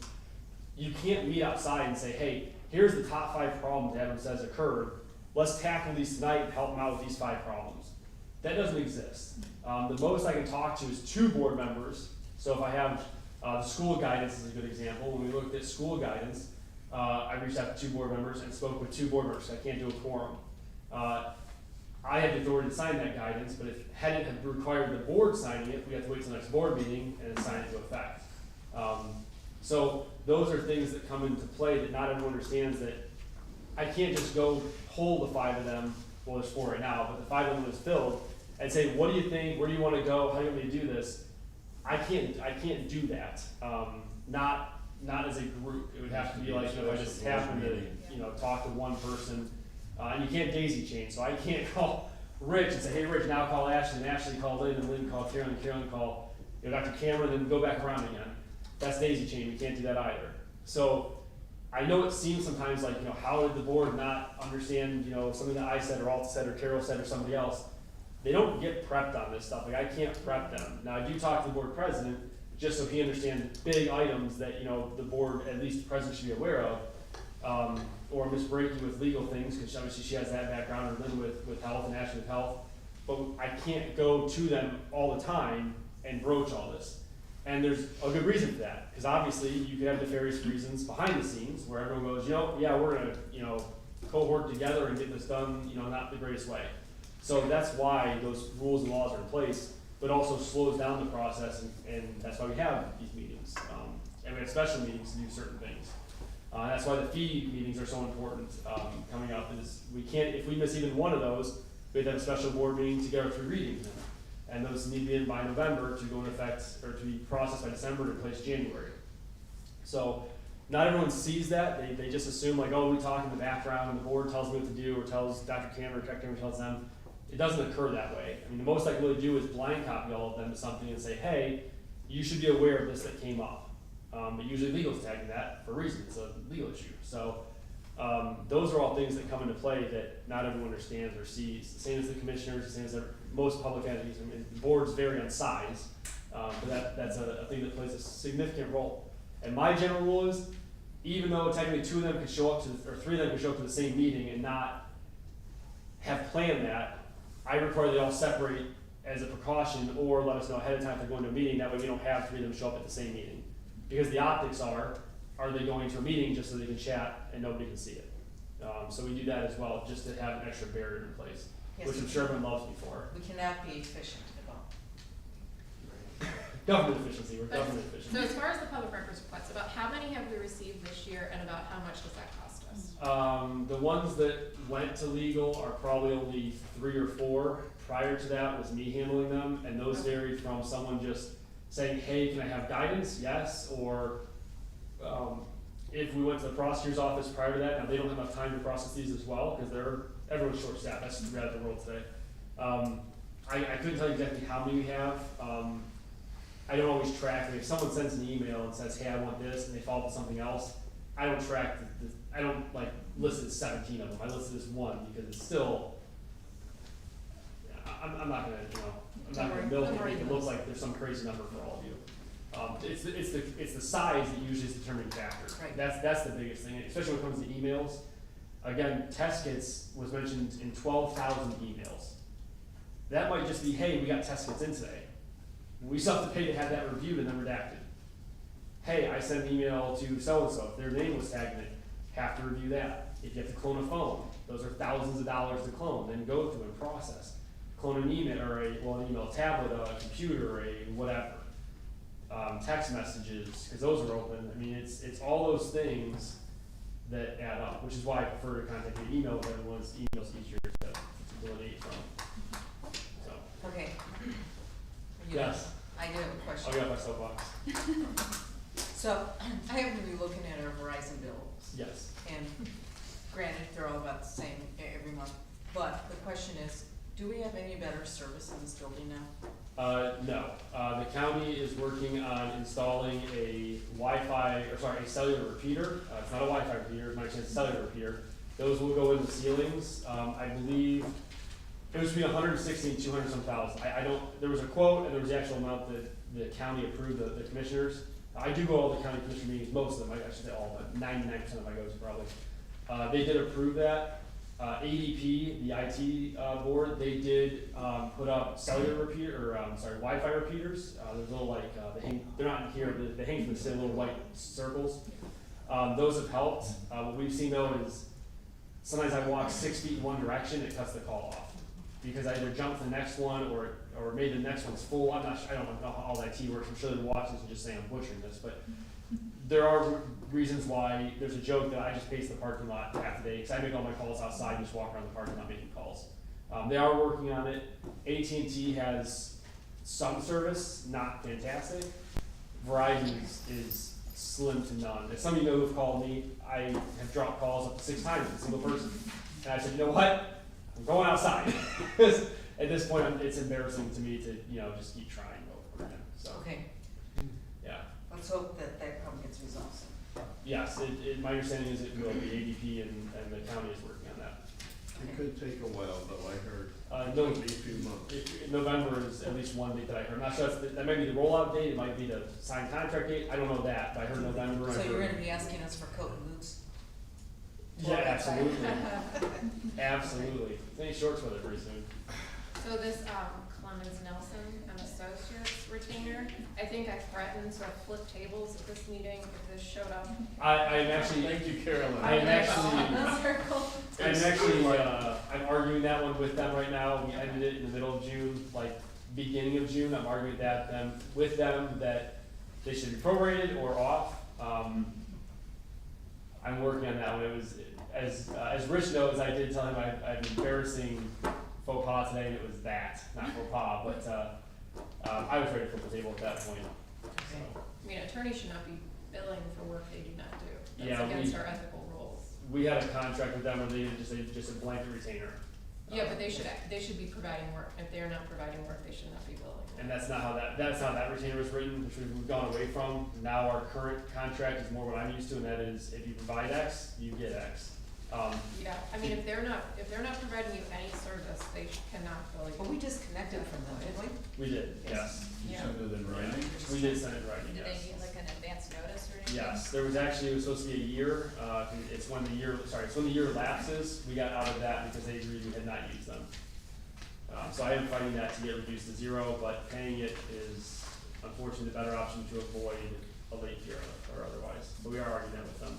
So we may have to call an attorney on that? Call an attorney on the attorney, yes. I'm just saying. Carol. will I mean, fix it. that seems like an ethical issue to me. It's I have been- concerns about that. it's I mean, been- I'm not your attorney, but I'm just saying. Yeah, I have legally ethical. Yeah, when I found out about it this week, or last week, I was nonetheless frustrated. So I am working on that with our county personnel. The only thing I wanna bring up about, the top line, Flannery, or Dallas, is we have that taken care of, or we don't have it taken, because the number I see here is not the number that. Yeah, so we ran into, when we entered into a contract, the night that we used it, a PO was not open, because obviously you start billing the minute your services start. We then had to go to the county and ask for a mea culpa, because we started paying for something before a PO was in place. I did have Carolyn, our fiscal person, call the county, tell them I want to talk to them, and we talked it out, and now everything should be copacetic. Sometimes it's just talking at a personal level, people saying, hey, I need this now. And then buying some donuts or cookies. Okay, so that should be handled. Yeah. Any other questions? No. Okay, so do we have a motion to approve the finance reports for August 2022 as presented? So moved. Do we have a second? Second. Okay, do we need roll call vote, or, so all in favor? Aye. Aye, okay. Any opposed? Okay, good. Some things that are, I know there's not, or you're going to the administrator, right? Yeah, that's Okay, true. sorry. Go ahead. So some very positive things, at least in my opinion, with the health department. We are caught up with House Bill 110 inspections. That was huge. We are caught up with the campgrounds that we were delinquent on, which was huge, because that's the one way the state called us and had an issue with us, so we fixed that. Okay. We rolled out the new school guidance, which everyone has seen, Covey helped me with. That was significantly changed. As some of the people are aware, mostly the board, originally there was a statement that, we would just go with ODHCDC guidance and not have GPH guidance. Ms. Bray can actually talk about that, what the schools decide what they want to do. It was then relayed to us that there's potentially the ODH and CDC were going to go back to masking, which some counties have already done. And late on a Friday, we then started working on our own guidance to roll out Monday to avoid that issue. Having the schools caught between a rock and a hard place, honestly, is what it would have been. So we worked on that guidance pretty much the entire weekend, got it out Monday morning to the supers at that meeting, gave them time to plan and strategize how they were, because they don't have to accept our guidance. They can go their own route or do no guidance. It's totally up to them. We then rolled that out. The goal was rolled out that night, as I think I talked to each one of you. We had a board meeting that night that we didn't get out of. I didn't get here until almost 9 o'clock at night. We had a meeting right before the board meeting and a meeting before that. That is on me. We still rolled it out the next day, the next morning. That went out to everybody. So that was, I think, a positive thing. We're fully in the new building. That was a heck of a transition, but we're fully in here. We're totally out of 470 as of this point. So back to that guidance, so isn't CDC, they follow Geauga County guidelines now, right? Because they revised their I thought ours was their better. requirements, right? I cannot make that claim. I'm just saying. That's how I yelled at me in an email. It seemed like that. So we wrote the building move. We're in here fully 100% now. We're totally out of 470. We have the communication with our community partners, in my opinion, has increased significantly. We've been working with Board of Mental Health a lot recently. I've been going to their meetings on Saturdays with some of the church pastors, some of the other community agencies that work with us. Cause honestly, it's the only time that pastors can meet are on Saturdays, so we're doing Saturdays. And that group has grown from probably, I'm gonna just make a ballpark assumption, the first meeting was probably 15 people to like probably over 30. And a couple that couldn't attend that want to attend the next one. That's helping with some mental health issues with Narcan, with drugs, a plethora of items throughout the county, helping in a way that makes more sense. Another issue that came up was they have a hard time placing veterans in churches because veterans are dealing with things that most people are not dealing with. And so there's been some not trouble, but tough times finding maybe that, I would say use Lutheran as an example, a Lutheran church that is accommodating to veterans who might be dealing with some very tough things. Yeah. So we're working with some people there. My hope is to enroll in Mission 22, which for those who don't know, approximately 22 veterans a day commit suicide. Mission 22 does that. I shoot with some of their competitive shooting team. The hope is to pull them in. Mission Barbecue also works with them, and pulling them into our next meeting if we can find a local chapter that can help us out, to help them get veterans the help they need. But more of a local grassroots approach, not so much like a government entity like saying, hey, we should do this. It's just all of us give up our time on Saturdays to kind of figure out those things. We're gonna do VFWs involved? There are. We have had some discussions about working with them as well. Okay. We are gonna put on a Narcan training August 31st here in the big conference room at the end of the hallway where we normally meet at. We're gonna put a training on there. There was a big need for that. Kane Zellers, who works for us, was more than happy to put that training on. We're at, I think it's 6 o'clock to 7:30, because the reality was most pastors, most guys who work, or gals who work, could not do 8 a.m., 10 a.m., 2 p.m. So Kane was willing to give up his Wednesday night, and we're gonna do that. It's also the night of one of the fair days, so we're kind of bouncing from the fair to here and do that. If you guys need volunteers or help for that, please let me know. We will gladly have you out if you'd like to come out. Yeah, let me know. We're gonna have cake, it's my birthday that day. That's So, why I knew that. I said, I'm buying cake, we're gonna have, we're gonna have something good that I night, had so. some premonition that Yeah, was gonna be. we're gonna have something good to eat that night for everybody. Yeah, please let me know. We'll be at the fair. There's an extra day on the fair this year, so it's Tuesday through Monday. We are not gonna be there on Monday. As much as I'd like to be, it's both a financial cost and a staffing cost in terms of that's a holiday, and to put someone there not only gives them 0 weekend chance, but also puts it's gonna be a significant financial cost overtime wise for the health department to have them there. So we'll do Tuesday through Sunday, we'll be there. My goal is I'll probably be there on Monday, maybe with one of the director, and we'll just run the booth. And I'm usually walking around talking to people anyway, so we'll still make sure stuff's available. Where's the booth located? Go ahead. No, you talk, go ahead. Let me move on now. How they have it is Midway number 2, which we believe is the one outside by the Patterson's building, like It's that right down road? near the Patterson building, do you know where, there's like, I think it's called Wayne Loma, like Horseshoe Court near the Oh, big yeah. Ferris wheel. Yeah. We're almost Okay. on the map directly across from that, outside in a tent. We're no longer in Merchant Hall. Okay.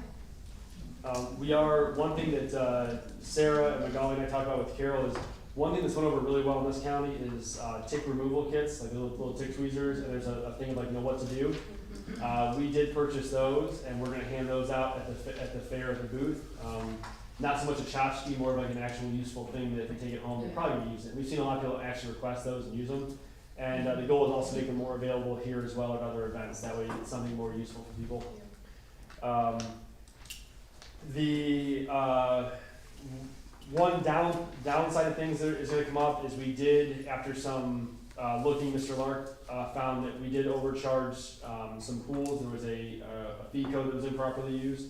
It's about $500 total, I want to say, but it's over 3 years. We're going to refund those, so you'll see those on the next financial report. More likely, we're going to refund those fees. That's not written down anywhere. That's just something that we did come up with, and we finalized today what we think that's going to be. So we're gonna refund those out to whoever overpaid, with obviously an apology as well. The Vital Stats Department, we have Vital Check. That's a program that we use to process credit card payments. They charge an arm and a leg.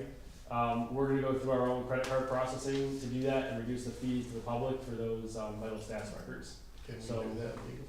Yeah, Vital Check is just a thing you just buy into. Okay.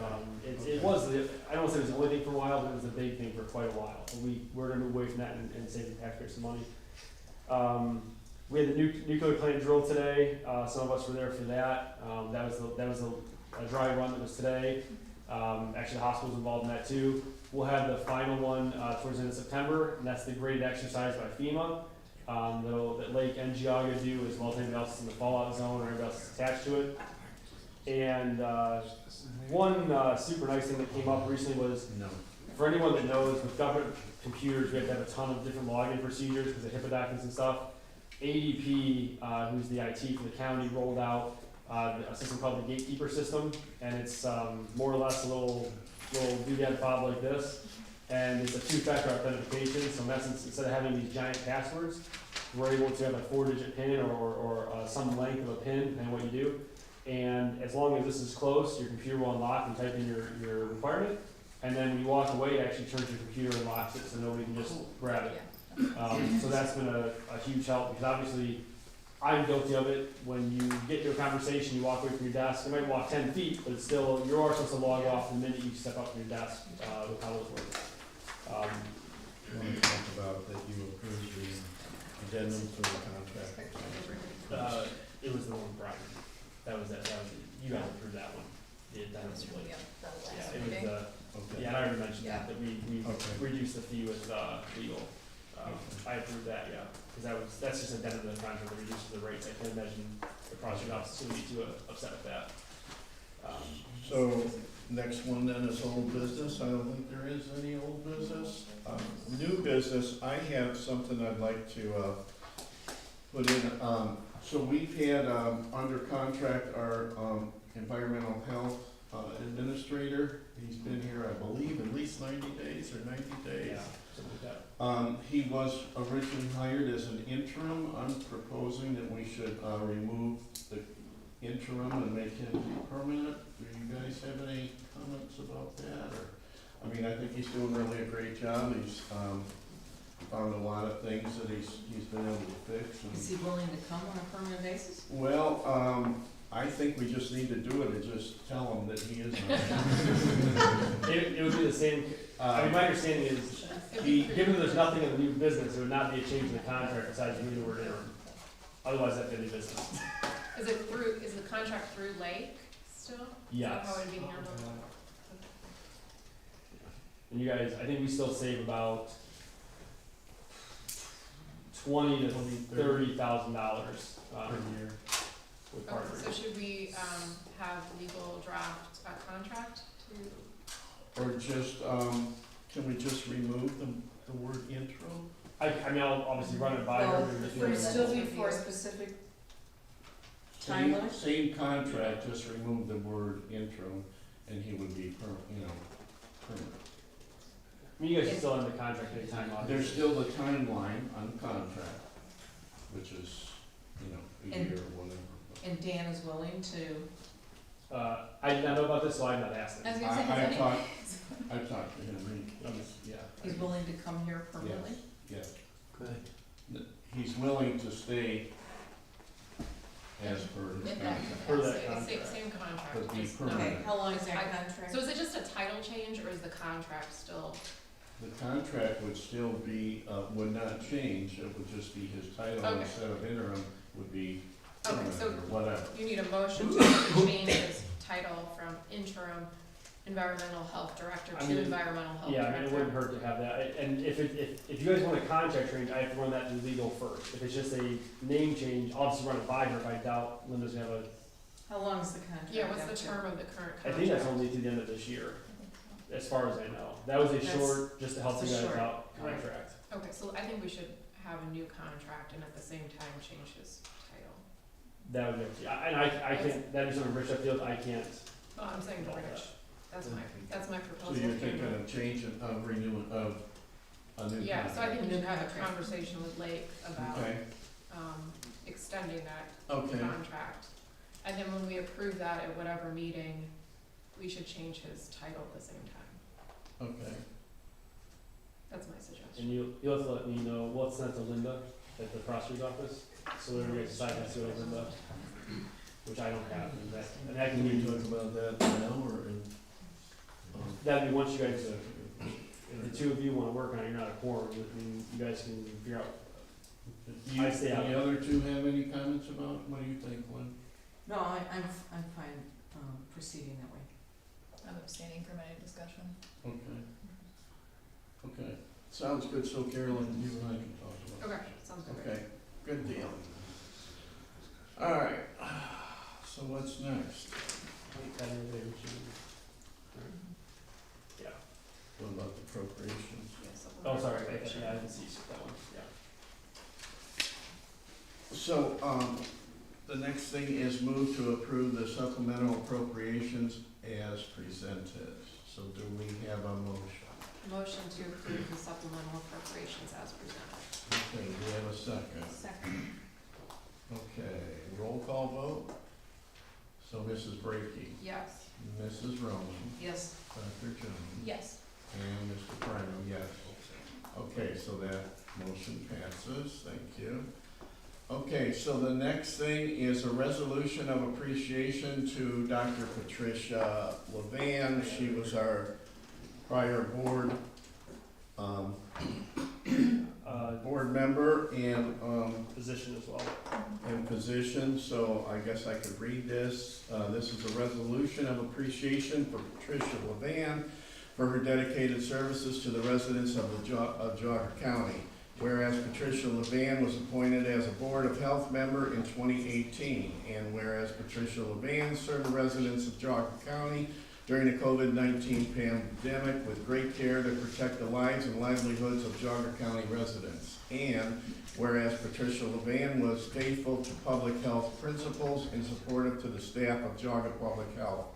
And whereas Patricia Levan was a strong advocate for a strong local community and put service to her community above all else.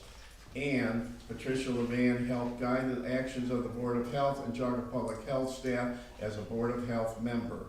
And whereas Patricia Levan saw Geauga Public Health through its move to the new Geauga County Government Office building. And Patricia Levan always contributed to the discussion where tough decisions had to be made and used her understanding of medicine to ensure best health practices were followed. And Patricia Levan will be honored for the 4 years of service on the Board of Health through this resolution. And now therefore be it resolved, the members of the Board of Health, the Health District staff, and the members of the community wish to say thank you for the dedicated service to this board and your fellow Geauga County residents. Presented the 24th day of August, 2022, signed Adam Litke, Administrator, and myself, Board President. Okay. Do we need a motion to approve or to adopt the resolution? Okay, so we have a motion. Do we have a second? Second, was that? Oh, that was a question. That was not a motion. That was a question. So, do we need to have a motion? I know you said it was signed and we're moving forward, but I think we should have a motion to Yes. adopt He it. is, yes, so I move to adopt the resolution of appreciation to Dr. Patricia Levan, honoring her for her service to Geauga County. Okay, we have a motion. Do we have a second? Second. Okay, so I guess roll call vote. Mrs. Brackey, Yes. Mrs. Roman, Yes. Mrs. Jones, Yes. and Mr. Prino, yes. And we Okay, do have a version that takes out all the ands. I spoke with Carolyn on some formalities, so I think the one in there actually has the ands out of it. Yeah, there's no. Okay, Yeah. There's no Okay. Yeah, this one, So maybe this we revised that all to revise it, so that one, and then we have the award that's signed by Carolyn as well, and Lynn, and Patty actually wanted to be here tonight. She couldn't do a commitment. She may come in the September meeting just to say hello to everybody. But Rich and myself will run that out to her, and then we're gonna get her some flowers or something as well, to say thank you. Awesome. Great. so we're gonna do public comment section? That's Oh. something. No, Just it's- it was flow the- management. So flow management, which was on the report. Sure, it's not, Oh, this right here, here you go. oh, I can't. what about this one? So can we talk about this? I wanna make sure I understand. Do we wanna make this motion? Yeah, I mean, Ashley can speak on the small flow systems. No, sorry, I thought Dan said you were going to. get a chance to review that. Okay, so the small flow should be a way that allows another option for the homeowners that should actually reduce the cost in some cases. It's pretty common in other areas, we don't have that here, but usually anytime that it gives a homeowner an option, or gives them the option to reduce their costs, I'm usually pretty for that. So this would be one of those options, and then Mr. Lark can do a more of a heads up update on that when he's in. He unfortunately had to last minute be out today. So it's reduce their cost of what? Cost of the septic system. Is that- Yeah, is that what so, okay, here's his write-up. We're asking for, seeking approval to submit a notice to the Environmental Health Protection Agency, so EPA, Ohio EPA, to manage small flow systems. Small flow septic systems are a system other than a household sewage treatment system that treat not more than 1,000 gallons of sewage per day, and it does not require a national pollutant discharge elimination system, or NPDES, structure that are served by a small flow on-site sewage treatment system, and shall include more than one dwelling or arrangement such as a dwelling and an attached garage for living space, more than one vacation and rental cabin, a dwelling and related structure such as a barn or personal garage where the structure is used by the person other than in addition to the residents of the dwelling, a dwelling with a home business when the nature of the home business is such that it produces sewage, including but not limited to home businesses that provide a public restroom for use by non-residents. Where this came up in the past, at least for me, was we had a person who built a house. It was his retirement house. He then built a non-attached garage outbuilding, more or less. That was nice in my house, so it was a very nice outbuilding. But it was more or less, as he called it, his man cave, where he just was going to go out, watch some games, things like that. Some of the current rules, I don't want to butcher this. Dan can always reiterate it next time, but if it's a living space, it falls under a different classification. This will allow them to kind of tie that together as long as it makes sense and as long as it realistically works out. Obviously, it's not up and down to Dan, but under the rules with small flows and that assessment process. But it should give us more options with homeowners, especially if they want to put an attached garage where they're going to watch the game with their guys and An attached or unattached? usually it'd be unattached. Yeah, you said attached. Oh, sorry, unattached. Yeah, Sorry, okay. unattached. I apologize. No, I just wanted to make sure I understood. Yeah, to be unattached. So it gives them more options instead of putting a separate septic in just for that building. And can't you tie it, and if I were to put up my man cave, Your Well, she she shed. shed. Your she shed. That's the big She term. shed. She shed. if I were to put that up, why couldn't I tie it into my current system that's there? Under some of the current rules we have, again, I don't want to butcher this, but under the current rules, that is a separate dwelling. Yeah, so the issue is that you're not adding residents to a property if you make your she shed or Adam makes his man cave. You're not adding residents versus if you put an apartment, a separate apartment building, then you're adding another person and you may need to do something to. Yeah. And we've had tough But- ones, I It's spoke like to an addition to your existing. and we had a tough one. I spoke to a gentleman that, It's like you a know, pool house. Someone's not living in Yeah. a pool house. we had a tough one where a gentleman, it was his retirement home, he was 60 plus years old, he's like, his words to me were, I'm not partying, I'm not having, 50 guys over, or 50 ladies over, it is just somewhere for me and the guys, to get away from the wife once in a while, that was his words, not mine, and, unfortunately, he had the requirements, more than a slop sink, more than just one toilet, and it was very well developed, and we had to work with him to try to make that manageable, because he was willing to sign an affidavit saying, I will not have people here. To me, if you're willing to sign an affidavit, you're probably not gonna break that, because at some point, you'd be driving by and see, hey, there's, 50 cars, or someone's got, apartment for rent or something like that, or garage for rent. So, the goal is to work with the population as much as we can. I mean, it's just as much as, if I deal with the title bureau downstairs, and I forget something, I hope they work with me. I hope they don't just say, oh, sorry, screw you, guys, something else. I hope they say, hey, what can we do to help you and get you out of here? We want to do the same thing with the population here, is how can we help you while still protecting the environment? And this is one option we haven't had. So right now, and I guess I'll ask this to the real estate expert, right now, if I turn around and build a separate structure and put a toilet in it, I would technically need a separate septic system? The previous administration. It depends on how developed it Get in is. trouble with this, but they did not permit having, a bathroom in a outbuilding. There's a requirement, it's like a slop sink and like a toilet, and that's it. But if you do a kitchenette, if you do a sink, if you do a living space. Okay. And the reason that we are asking, that Mr. Lark is asking for this is because we've never done this before. Because as a health department, we never allowed it. If So that the way makes it's sense. worded, I was a little confused, but we're taking the power, we're requesting from the EPA to take the power from them and to give it to us. Yes, at the Okay. local level, so Okay. that we can do it. and we can have Mr. Lark in September, definitely give you guys an overview. I mean, it's something that if we decide not to roll out, we can always roll back. And we still have to send the letter, we still have to talk to them, put the guidance in place here.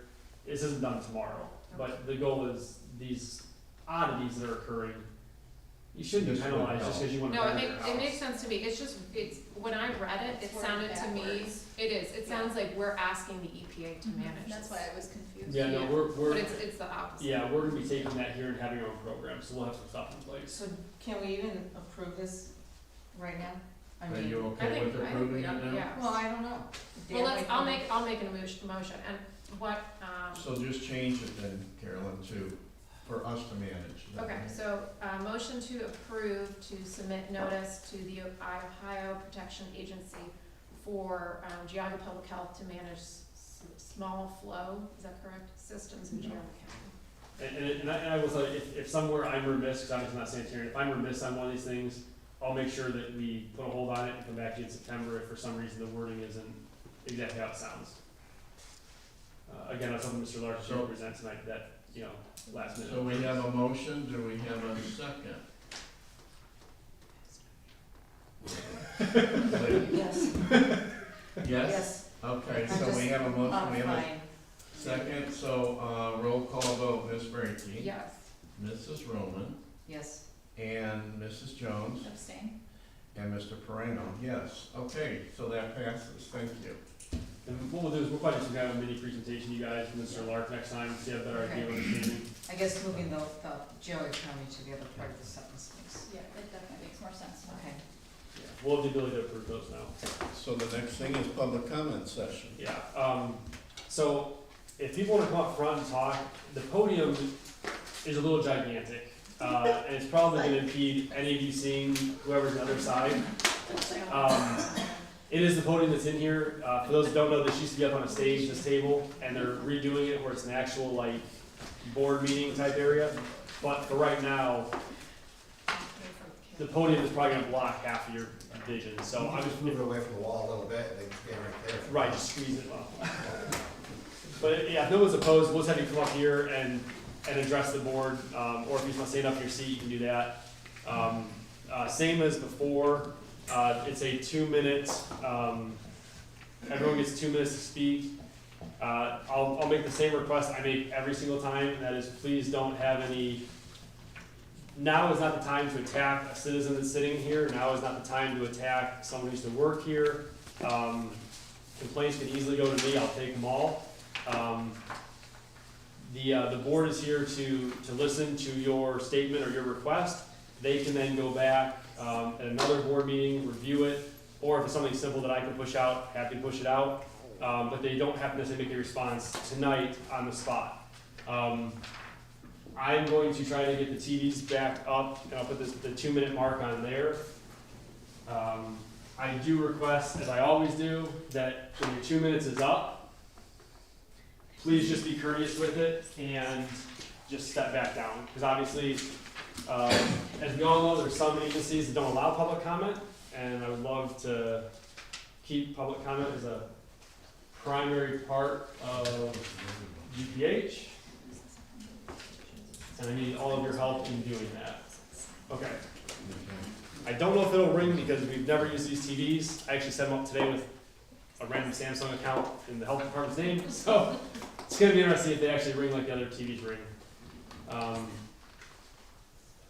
Rich, are you okay if we just start calling people? Yes. Okay. If you'd like to step up, or yeah, if you just want to step up, we'll just do in order of whoever comes up. We'll go ahead and start the 2 minutes. I'll do what I always do. I'll ask you if you're ready to go, and if you are, I'll let the 2 minutes, and let you go ahead. So who would like to speak first? Don't all of you jump up at once. All right, yes, sir. I'll wait till you, yeah, I'll let you get up here. Yeah, we'll do it. I don't know if I can get up. Well, you can speak from there if you like. And we do need your name and address. So we always write that down. So are you ready, sir? Yes, I wrote this up so that I won't ramble and stay with the subject. All right, go ahead. My name is Ray Rosenberger. My address is 18802 Snyder Road, Bainbridge Township. And my question relates to the Pledge of Allegiance we took this evening at the beginning of the meeting. In preparation for that question, I obtained copies of all Board of Health meeting minutes from 2003 through June the 22nd of this year. I also got a copy of Ohio's administrative code rules and septic requirements. I obtained copies of Lake County's septic mandate program, as well as a copy of all Bainbridge Township trustee meetings where septics were discussed. I went back to 2016. And I obtained 427 newspaper articles related to septic systems in Geauga County dating as far back as 1978. I combined all of this with my 39 years of residency in Geauga County, my 3 years of active military service, and my 13 months in a foxhole in the demilitarized zone in Korea, and came up with the following question. How is it we can honestly pledge allegiance to our form of government and then implement a septic compliance system whose critical elements depend upon technology from the most oppressive government on the face of the planet, that being communist China? Nowhere in the 248 meeting minutes for the board did I find a phrase "by American." I did find page after page of references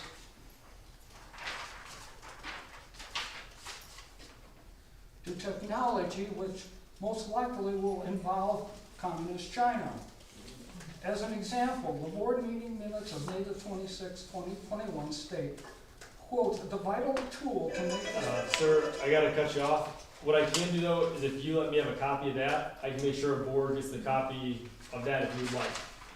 You want a copy of it? And I can make a copy tonight if you want. Just I can scan it with my phone real quick and give it to them. It's up to you. But if you want them to have what you wrote, Well, I will certainly give you a copy of it. yeah. If you and I gotta ask, did I speak to you on Saturday night? Yes, you did. Okay, all right. I when you said your name in Bainbridge, we spoke Saturday night, and I apologize for calling you that late. Well, Yeah. All right. And then Ray, if you want to let me get a copy of that as soon as you can, I'll make sure they all get a copy of what you have.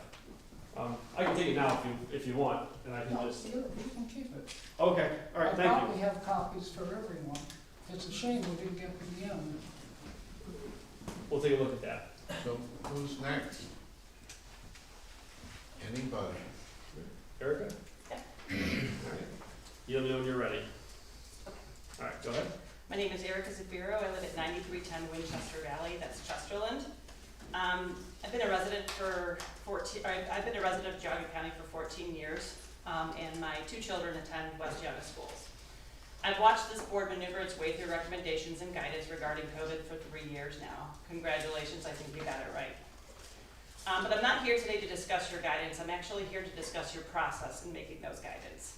On July 29th, I emailed Adam and asked him when the next guidance is coming out. And he told me that it will unlikely be that Geauga Public Health will be titling any documents. So I stayed tuned to the CDC and ODH, and not 10 days later, I was shocked to hear that our superintendent read aloud the newest school recommendations for our Board of Education.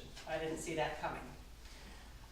After some digging, I sort of found out that the superintendents are sort of involved in this process. Now, to what extent, I don't know, because they're not subject to the Open Meetings Act. So we really don't know when Adam attends these superintendent meetings and discusses the guidance. We really don't know what actually happens because we're not privy to that. So I'm actually here to ask you for transparency with this. I'm a stakeholder, I'm a parent. I'd like to know when this is coming. Our decisions of going to whatever schools are based on guidance. Some private schools don't mask. I mean, luckily, we didn't have this issue this time, but what happens next time? So when guidance and drafts are sent to superintendents and not to the public, it, to me, seems like you're giving them priority and you're giving them special privilege over the public, over the parents, and over other stakeholders that are involved in this that directly affects us. I would like your process to be more transparent so that we're all aware, so that I can come to a meeting and have a discussion about how I feel about masks and guidance and not be blindsided and not know that they're even coming. So if there's a process, written or unwritten, that you have that you could discuss, I'd love to sit down and talk to somebody about that. Gotta cut you off there. You wanna talk about, is there a process, or, I mean, it's basically a phone call to my knowledge, is that? Yeah, I guess, Brian, do you know what, I'm looking to Brian, who's with our legal team here, because some of this comes down to what the superintendents do. Well, I can't comment on what ESC does and what the superintendents do, because that falls under a different purview. All I can do is comment on what Geauga Public Health does and can do. And the guidance that comes from Geauga Public Health is, I think, a work product of not only the board, but frankly, the administration and the directors and all of the employees that put this information together. I don't believe that as they're creating their notes or they're creating various drafts of things that are ultimately put out in a final form, that all of that information is public guidance, because there's a lot of things that could be, cut on the, basically the cutting room floor. And so what happens throughout the process should happen in meetings and should happen in the open, and so there's those discussions that happen here. What happens when, a board member and administrator talk, there are going to be ideas that are expressed, but they ultimately may not come to fruition. So what is put out is the final product, and that is what's public knowledge and frankly, public record. Thank you. Does that help? No. Because you release the documents to superintendents for their consideration, but not for the public's consideration. It wasn't released to us till a day later. And why aren't we considered in this process? Are we not important enough? I wouldn't want to say that. I wouldn't say No, I mean, that. You're very important. You're a citizen. I think what we sit on is that originally there was an expectation that we would just use CDC and ODH guidance. That was what we were going to use. We found out a couple days later that was no longer an option because they were likely going to masking. I then worked with 2 board members, presented that information to the supers, and it was here's our guidance, take it or leave it. And that is how that was left. But again, without final guidance, the board can change that night. They can take it and say no to it the next day. Can I ask that you give the public your drafts as well, so we can take a look and consider it too? Because I believe in your email you said it was for consideration. So can we have public input next time? Consideration in terms of they don't have to adopt it. They can just say no. We didn't vote on it. They couldn't change it. They don't. Right. The superintendents could not change our guidance. And the board members were involved that way. If it did change, they would know what was taken. So there was insight from the board, myself, Dr. Cameron. We did the best we could, especially we found out that there were cities that were going to masking requirements overnight. Right. And so I did, I'm very upfront with you, I did send an email to you saying, we are going to do ODH and CDC. Carolyn actually and I talked about that with some guidance, and then 2 days later we found out that would be a horrible decision for Geauga County. And we worked literally all weekend. I mean, there's 4 of us that worked all weekend to make that change, to then roll it out very quickly. And keep in mind, the school, each individual school system, I mean, we don't have the power to tell them. That was just our suggestion from the health department, right? But I mean, like your superintendent, if he wanted to do something else, that was his, right, Right. I would like to get ahead of that though. So when he read it to us in the meeting, I could have public commented and made a suggestion to the board to not mask if that were the case. Luckily, it wasn't the case. Right. But if it were the case, then they could have actually passed an amendment that night, masking kids without even public input because we had no idea this was occurring. So is there a way to inform the public when you're in process so that we can make sure we go to board meetings and have our voice heard? I mean, what I would say is it's a slippery slope. I mean, someone would say it about vaccines, somebody would say it about environmental health change, and we would literally spend all day just updating social media. That's all we would do. I think the time for public comment is these meetings now. And so you can come in and express your opinion at any time during any of these meetings so that each of the board members have an understanding about where you stand and why. And it is their responsibility to listen then to the residents of Geauga County to make those decisions based upon the needs and wants of those residents. Okay, thank you. Thank you. Mr. Olashef. I think that was a good setup from what my comment is. Chris Alusha, 60 Turner Drive, the biggest little village in Geauga County. Public comment is why these recommendations are what they are. Look where we were a year ago. What's the difference between now and a year ago? And Carolyn's on that side of the table. She was here making a public comment August of last year. I was here. Vicki was here. Jonathan was here. These people were here making public comments. It turned into a grassroots campaign. They got her on this board. And I have to ask, because last year, and we've gone back and forth at it, but I'm going to beat the dead horse one more time. You guys swore up and down, it's only a recommendation, it's only a guideline, they can do what they want. But with the exception of Chardon, where enough people stood up and shot it down the day before school started, every school in Geauga County did masks, based on your guidelines that weren't enforceable. The guidelines this year, which I have to ask, would they have been different if Mrs. Brakey wasn't on the board, or would you guys just go to CDC and said, oh well, they said the mask, it is what it is, let us get all riled up again. You guys said, you don't need a mask, that's just our guideline, it's unenforceable. They all fell in lockstep. So maybe it's semantics, but I think now we have two separate ways of things going, and they were both based on your guidelines. So whether they're legally, technically enforceable or not, you have to understand what the perception is to the public. Does the public deserve to be privy to your conference calls to the superintendents? Absolutely not. I don't agree with that.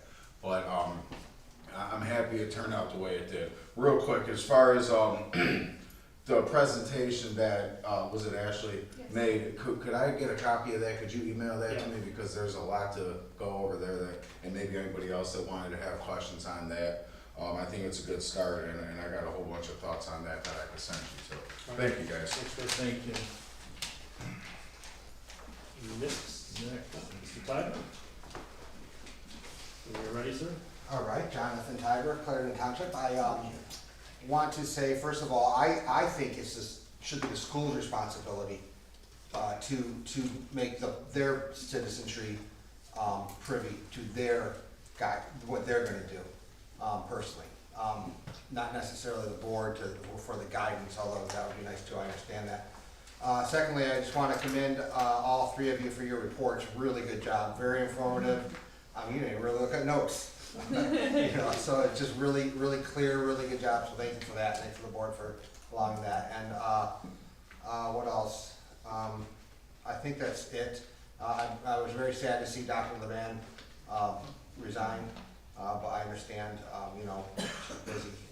And finally, in spite of the cell phone problems, which in Clarendon, that I only know one other person that has cell phone problems. So I did not know that existed, but in spite of that, welcome to Clarendon Township. It's a beautiful Clarendon. There's a Clarendon jingle. It's on our website, and it's called, there's no other jingle about a township in America, I don't think, but we have one.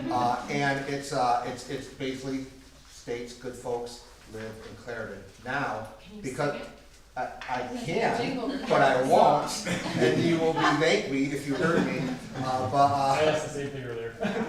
You can go to our website and take a look at it. But it's good folks live in Clarendon, but knowing so many workers here in this building, now good folks work in Clarendon. So that's all I want to say. Thank you. Next. Okay.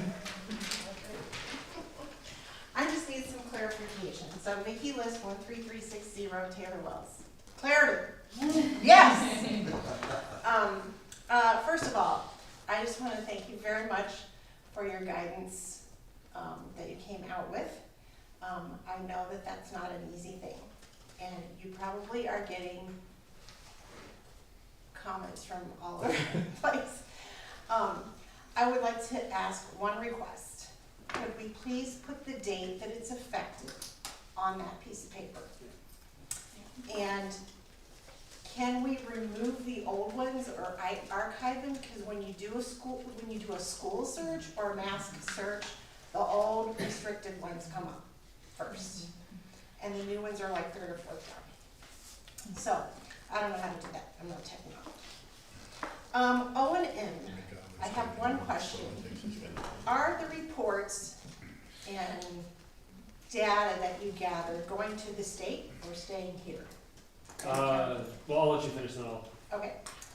Number 3, last meeting, we talked about the new board position and that Ashley might qualify as in the medical field. I was wrong about that. Okay, so does it have to be an MD, a DO, a nurse practitioner, a physician's assistant? What are we looking for? I'll let you finish and I'll Okay. And then, number 4, I think this public record request is a bunch of bull. And To do what? that's a bunch of bull. I mean, to ask for 1,200 emails, that's Oh, yeah, and Adam, I can 12,000. I can speak to that too. 12,000. 12,000. By the way, record requests have to be reasonably obtainable also. If you don't have the staff or the time, Well, I've seen municipalities turn those down. my understanding is staff and time are not so much consideration. It is you have to actually make the time or make the staff available. Brian, I mean, correct me if I'm wrong. I spent a lot of time doing this from other agencies, so I'm pretty well versed in the public records. Plus, it's a pet peeve of mine if, like Lynn had happened, if someone sits on something, I'm not saying I know their circumstances. It's just a pet peeve of mine. I mean, it's reasonable time, don't get me wrong, but it's a pet peeve. Well, and I'm just saying, it should be specific. It does. There are criteria, and they met those criteria. But to answer your question, I did contact the state. Ashley's position does not meet the requirements to be an MD or a DO, which she's not either one of those. So not even a nurse practitioner? No. No, it's No, not a licensed doctoral physician. degree, it's Licensed. physician. It's very so licensed specific. physician. Very specific. Physician, isn't dentist in there, chiropractor in there? It's MD or DO. No, That's I it. think that's Oh, for the other, there was something else in the actual language of the code, or another section, but for this specific, it's MD or DO. Okay.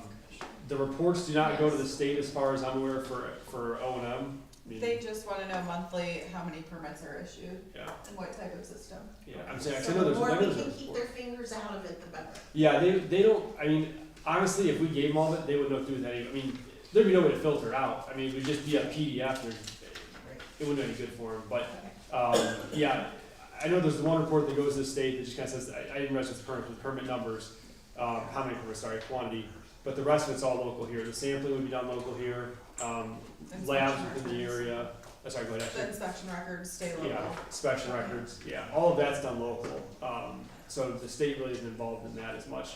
And honestly, as some of the board members know, we keep the state out of it as much as we can in terms of,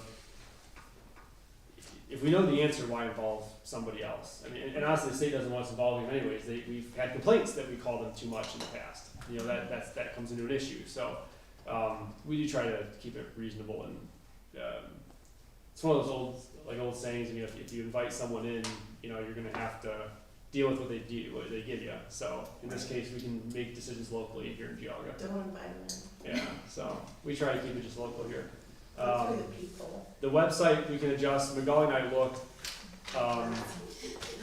Yeah, the removal we can do that. When I searched it, it did not have that happen, but I think it was the difference between a computer and a cell phone, if I remember correctly. There I was a did it on difference. my computer again before I came tonight, Yeah. it's still the same thing. And I think I sent Magali, I sent her a screenshot and said, here's what I see, what do you see? And I think it was the Right. difference between a laptop It might be. or mobile It was device. on the laptop. Yeah, and I think when you called me, I was out of the office, I just checked, you know, on my phone, I didn't have that same, same kickback, so. But yeah, we can work on, removing those, yes. Can you use a date on the document? Yes. We can do that, we can push it back out with, I have to figure out whatever that date was as effective. Whatever, yeah. Figure that out. There's like a search, when you go on the search bar, and you choose like the settings, so if your computer is default to like the old setting, you have to switch it, so that was the only problem. When I search on my computer, I switched the setting and then the first Well, one. but those of us that aren't techie. don't Right. know that stuff, No, I so- may have known, we have removed the That's old where one. some of the new site stuff too, we can roll in that we want, Right, you know. right, yeah, Yeah. just, you know. Yeah, no, we'll definitely work on I that. just would like to see a date on it, because Yeah. the other ones had a date. Yeah, Okay. that was, and that's my deal, we rolled that out, honestly so fast. We took the time, Carolyn Brakey and Rich and I, to draft that and do it, but that guidance was more of a, are these schools gonna open on Monday and have to default to a masking in schools? Right. When, talking to Dr. Cameron, not the best backing, talking with Carolyn, talking with Rich, but it was, I'm not joking when I say it was Friday night, Saturday, Sunday, Monday morning, a document we rolled out. It was fast, but it was the right thing to do. We all agreed on that. It was just it was fast. All right, next. And we're approaching our 20 minutes too. All right. Go ahead, Mary. I'm not sorry, but I think we should get him up here to sing the clear. I've asked twice now, and he told me he's refused twice. Well, I had a jingle, but I just changed the words from Camelot to Clarendon. There you go. And then, okay. You ready? Go ahead. No, I'm not ready. I'm holding until you start talking. Okay, good evening. Ashley Winters? Yes. Okay. So are you, thank you for your presentation. Are you an employee of the Geauga Public Health? Yes, I'm a registered sanitarian. And you're an employee here? Yes. Unlike the environmental health director and Adam, are you an employee of Geauga County Public Health? I have a contract with Geauga Public Health. I'm an employee of Lake County Health Department. Okay. My W-2 or whatever. And how many, I know we just, last meeting you contracted to hire more or contract more Lake County people to work. And then WIC, I believe, is run by Lake County now, starting out with good reasons. I don't think it was my public records request that cost $22,000 because it took 2 months to get turned down as too broad, except for minutes and sign-in sheets.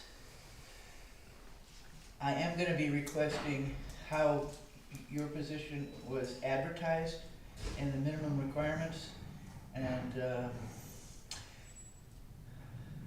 Ohio Administration Code 3701, 3603, the minimum standards of the health district.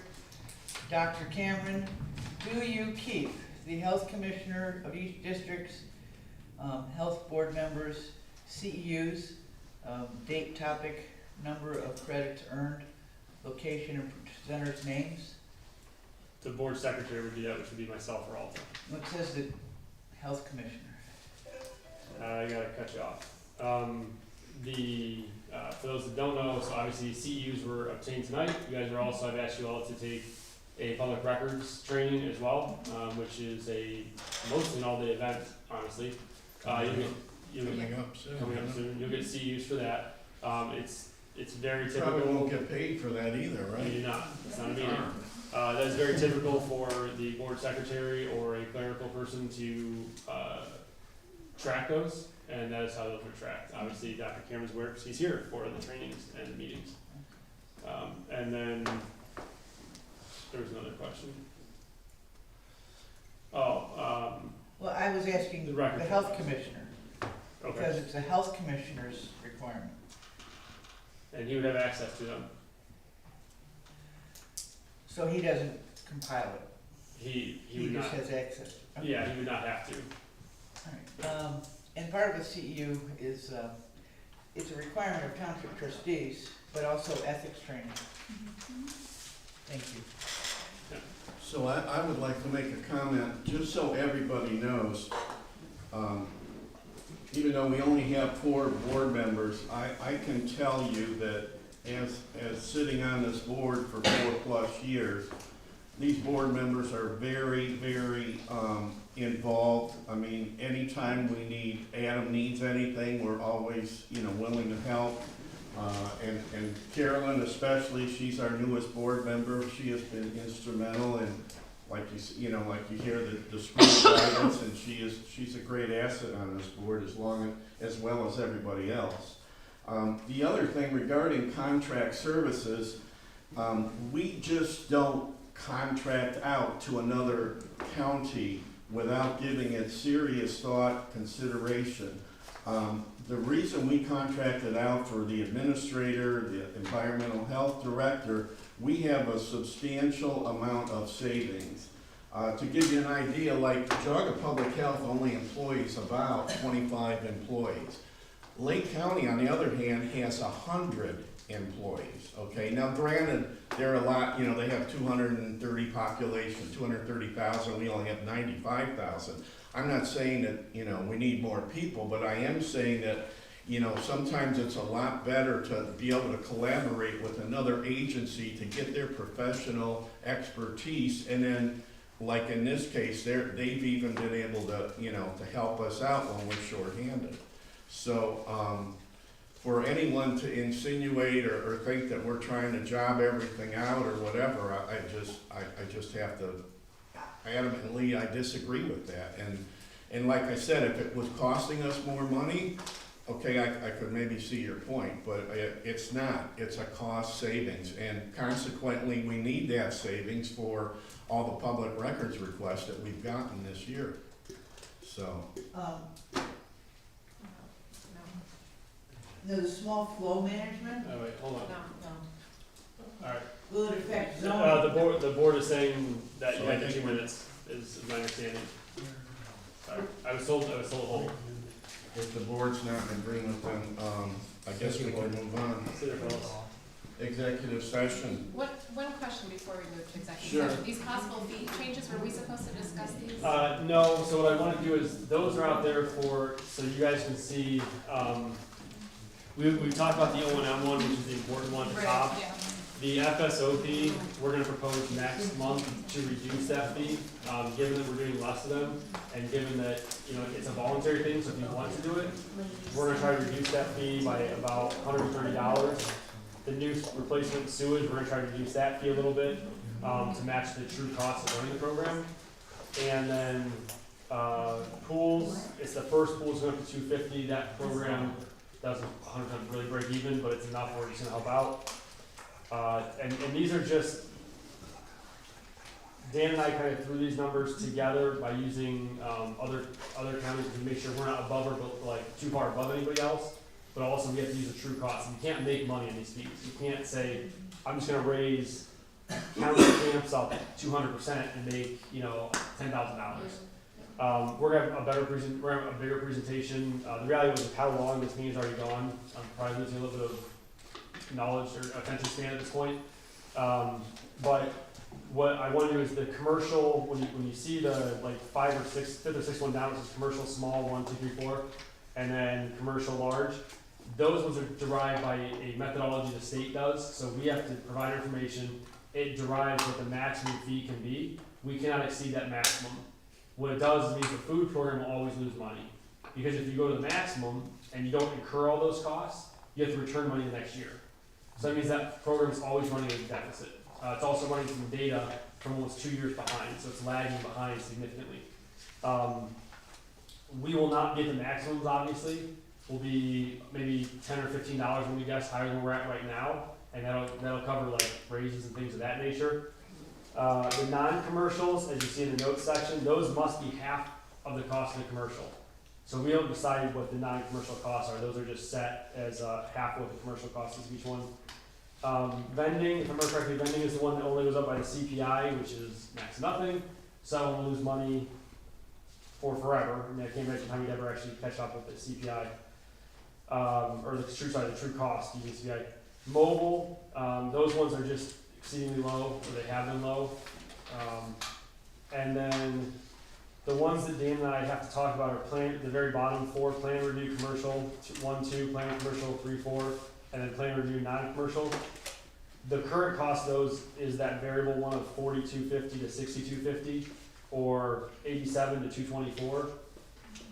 We need a standardized cost set so you're not having this variable thing up and down. The other reality is the true cost running that program, commercial 1 and 2, is probably about $125, which is over double. Well, it's about double what that would be.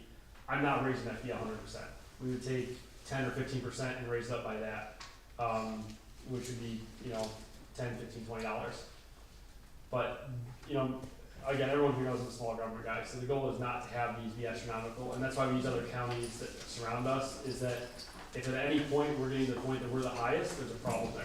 You know, we should be what the costs cover, but also keep in mind, are we not being efficient enough? Are we missing something? Are we not processing something quick enough? That needs to be on our, you know, we're accountable for that. So it gives us a litmus test a little bit of where the fees are. But again, ours only cover our costs, just because somebody else charges 300, so we charge 300. If our fees are only, our expenses are only 250, that fee only goes to 250. Okay. So, but again, that'll be September, October, November. We'll do three fee readings. I do need all three of you here because Ashley cannot vote on a number of them. So I need all three of you guys here. We have to have that done because the state wants that. The general rule is it has to be in, especially the food fees, by November, so that December we put it in place, January it's in place, fully up and running. The other reason is when we do audits, if you have 2 fees that breach years, it's a nightmare to audit. And you've got to figure out, did they put it in time, but it was recorded after the fee, instead of just a calendar year and how those hit. So we'll go over those. I would love to have harder line numbers for you, but the reality is with a lot of things that were going on recently, that was not, you know, we're gonna have a hard line number for you, but we're trying to reassess where the true cost is on a couple of fees, including the pools, which we had the refund on. I wanna make sure we don't have an issue with that as well. So I just wanna do one more look for another 2 or 3 days, and then we'll push these back out for your, you know, your approval and discussion next meeting. Which could be the next meeting, could be a longer meeting, honestly, if there's a lot of Longer than discussion. this? I'm here to set records, right? So, you know what, before we go to executive, so is everybody okay with September 26th for our meeting, right? Yes. So we're gonna change our meeting from September 28th to September 26th. Okay. All of you got that?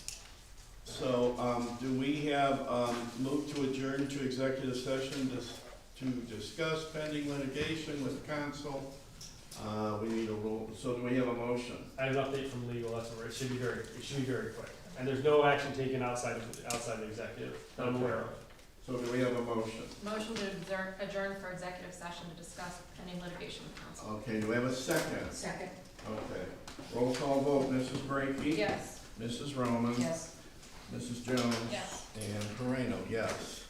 Okay, we are going into executive session. We are going to invite our counsel, Brian 15 Pastura. minutes.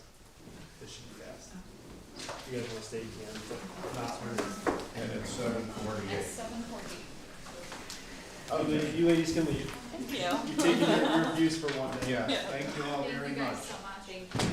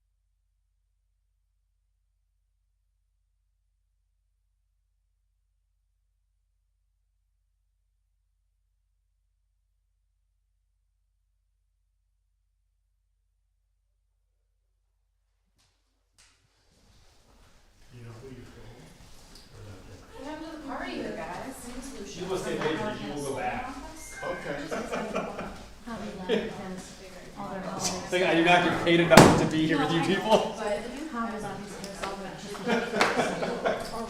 Your face says it all. Yeah. They one applicant. The right. So we are trying to I did ask Tyler to post the side about mailing address and do a email. I said, if I was a doctor, you said mail you something, mail, I'd be like, I'm not, no. I'm not even trying. So his new one was an email, which I appreciate. Okay, so they reposted it, I think it's like September 12th or something. Okay, good to know, good to know. And Dr. Cameron had to leave, something to see to, so. A baby that delivered or something minor like that. I won't say too much, but yeah. Alright, go ahead, Rich. All right, so, we're gonna go back into public session. What time is it? 8:28. 8:20, yeah, 8:28 works. So do we have to vote? No. So we're back in public session. Okay, anything else? So we change the date, excuse me, for next month's meeting, which is gonna be Monday. Anybody have anything else? Could I just clarify the vote on the supplemental appropriations? Yes. I did abstain from that and wrote on that sheet abstain. Okay. Just signed it, but it's an abstention. I saw. Yes. Okay, very good. So we are adjourned. That's a little too I like aggressive. that, man. Holy smokes. We have to buy it in I mean, half that's now. what we should do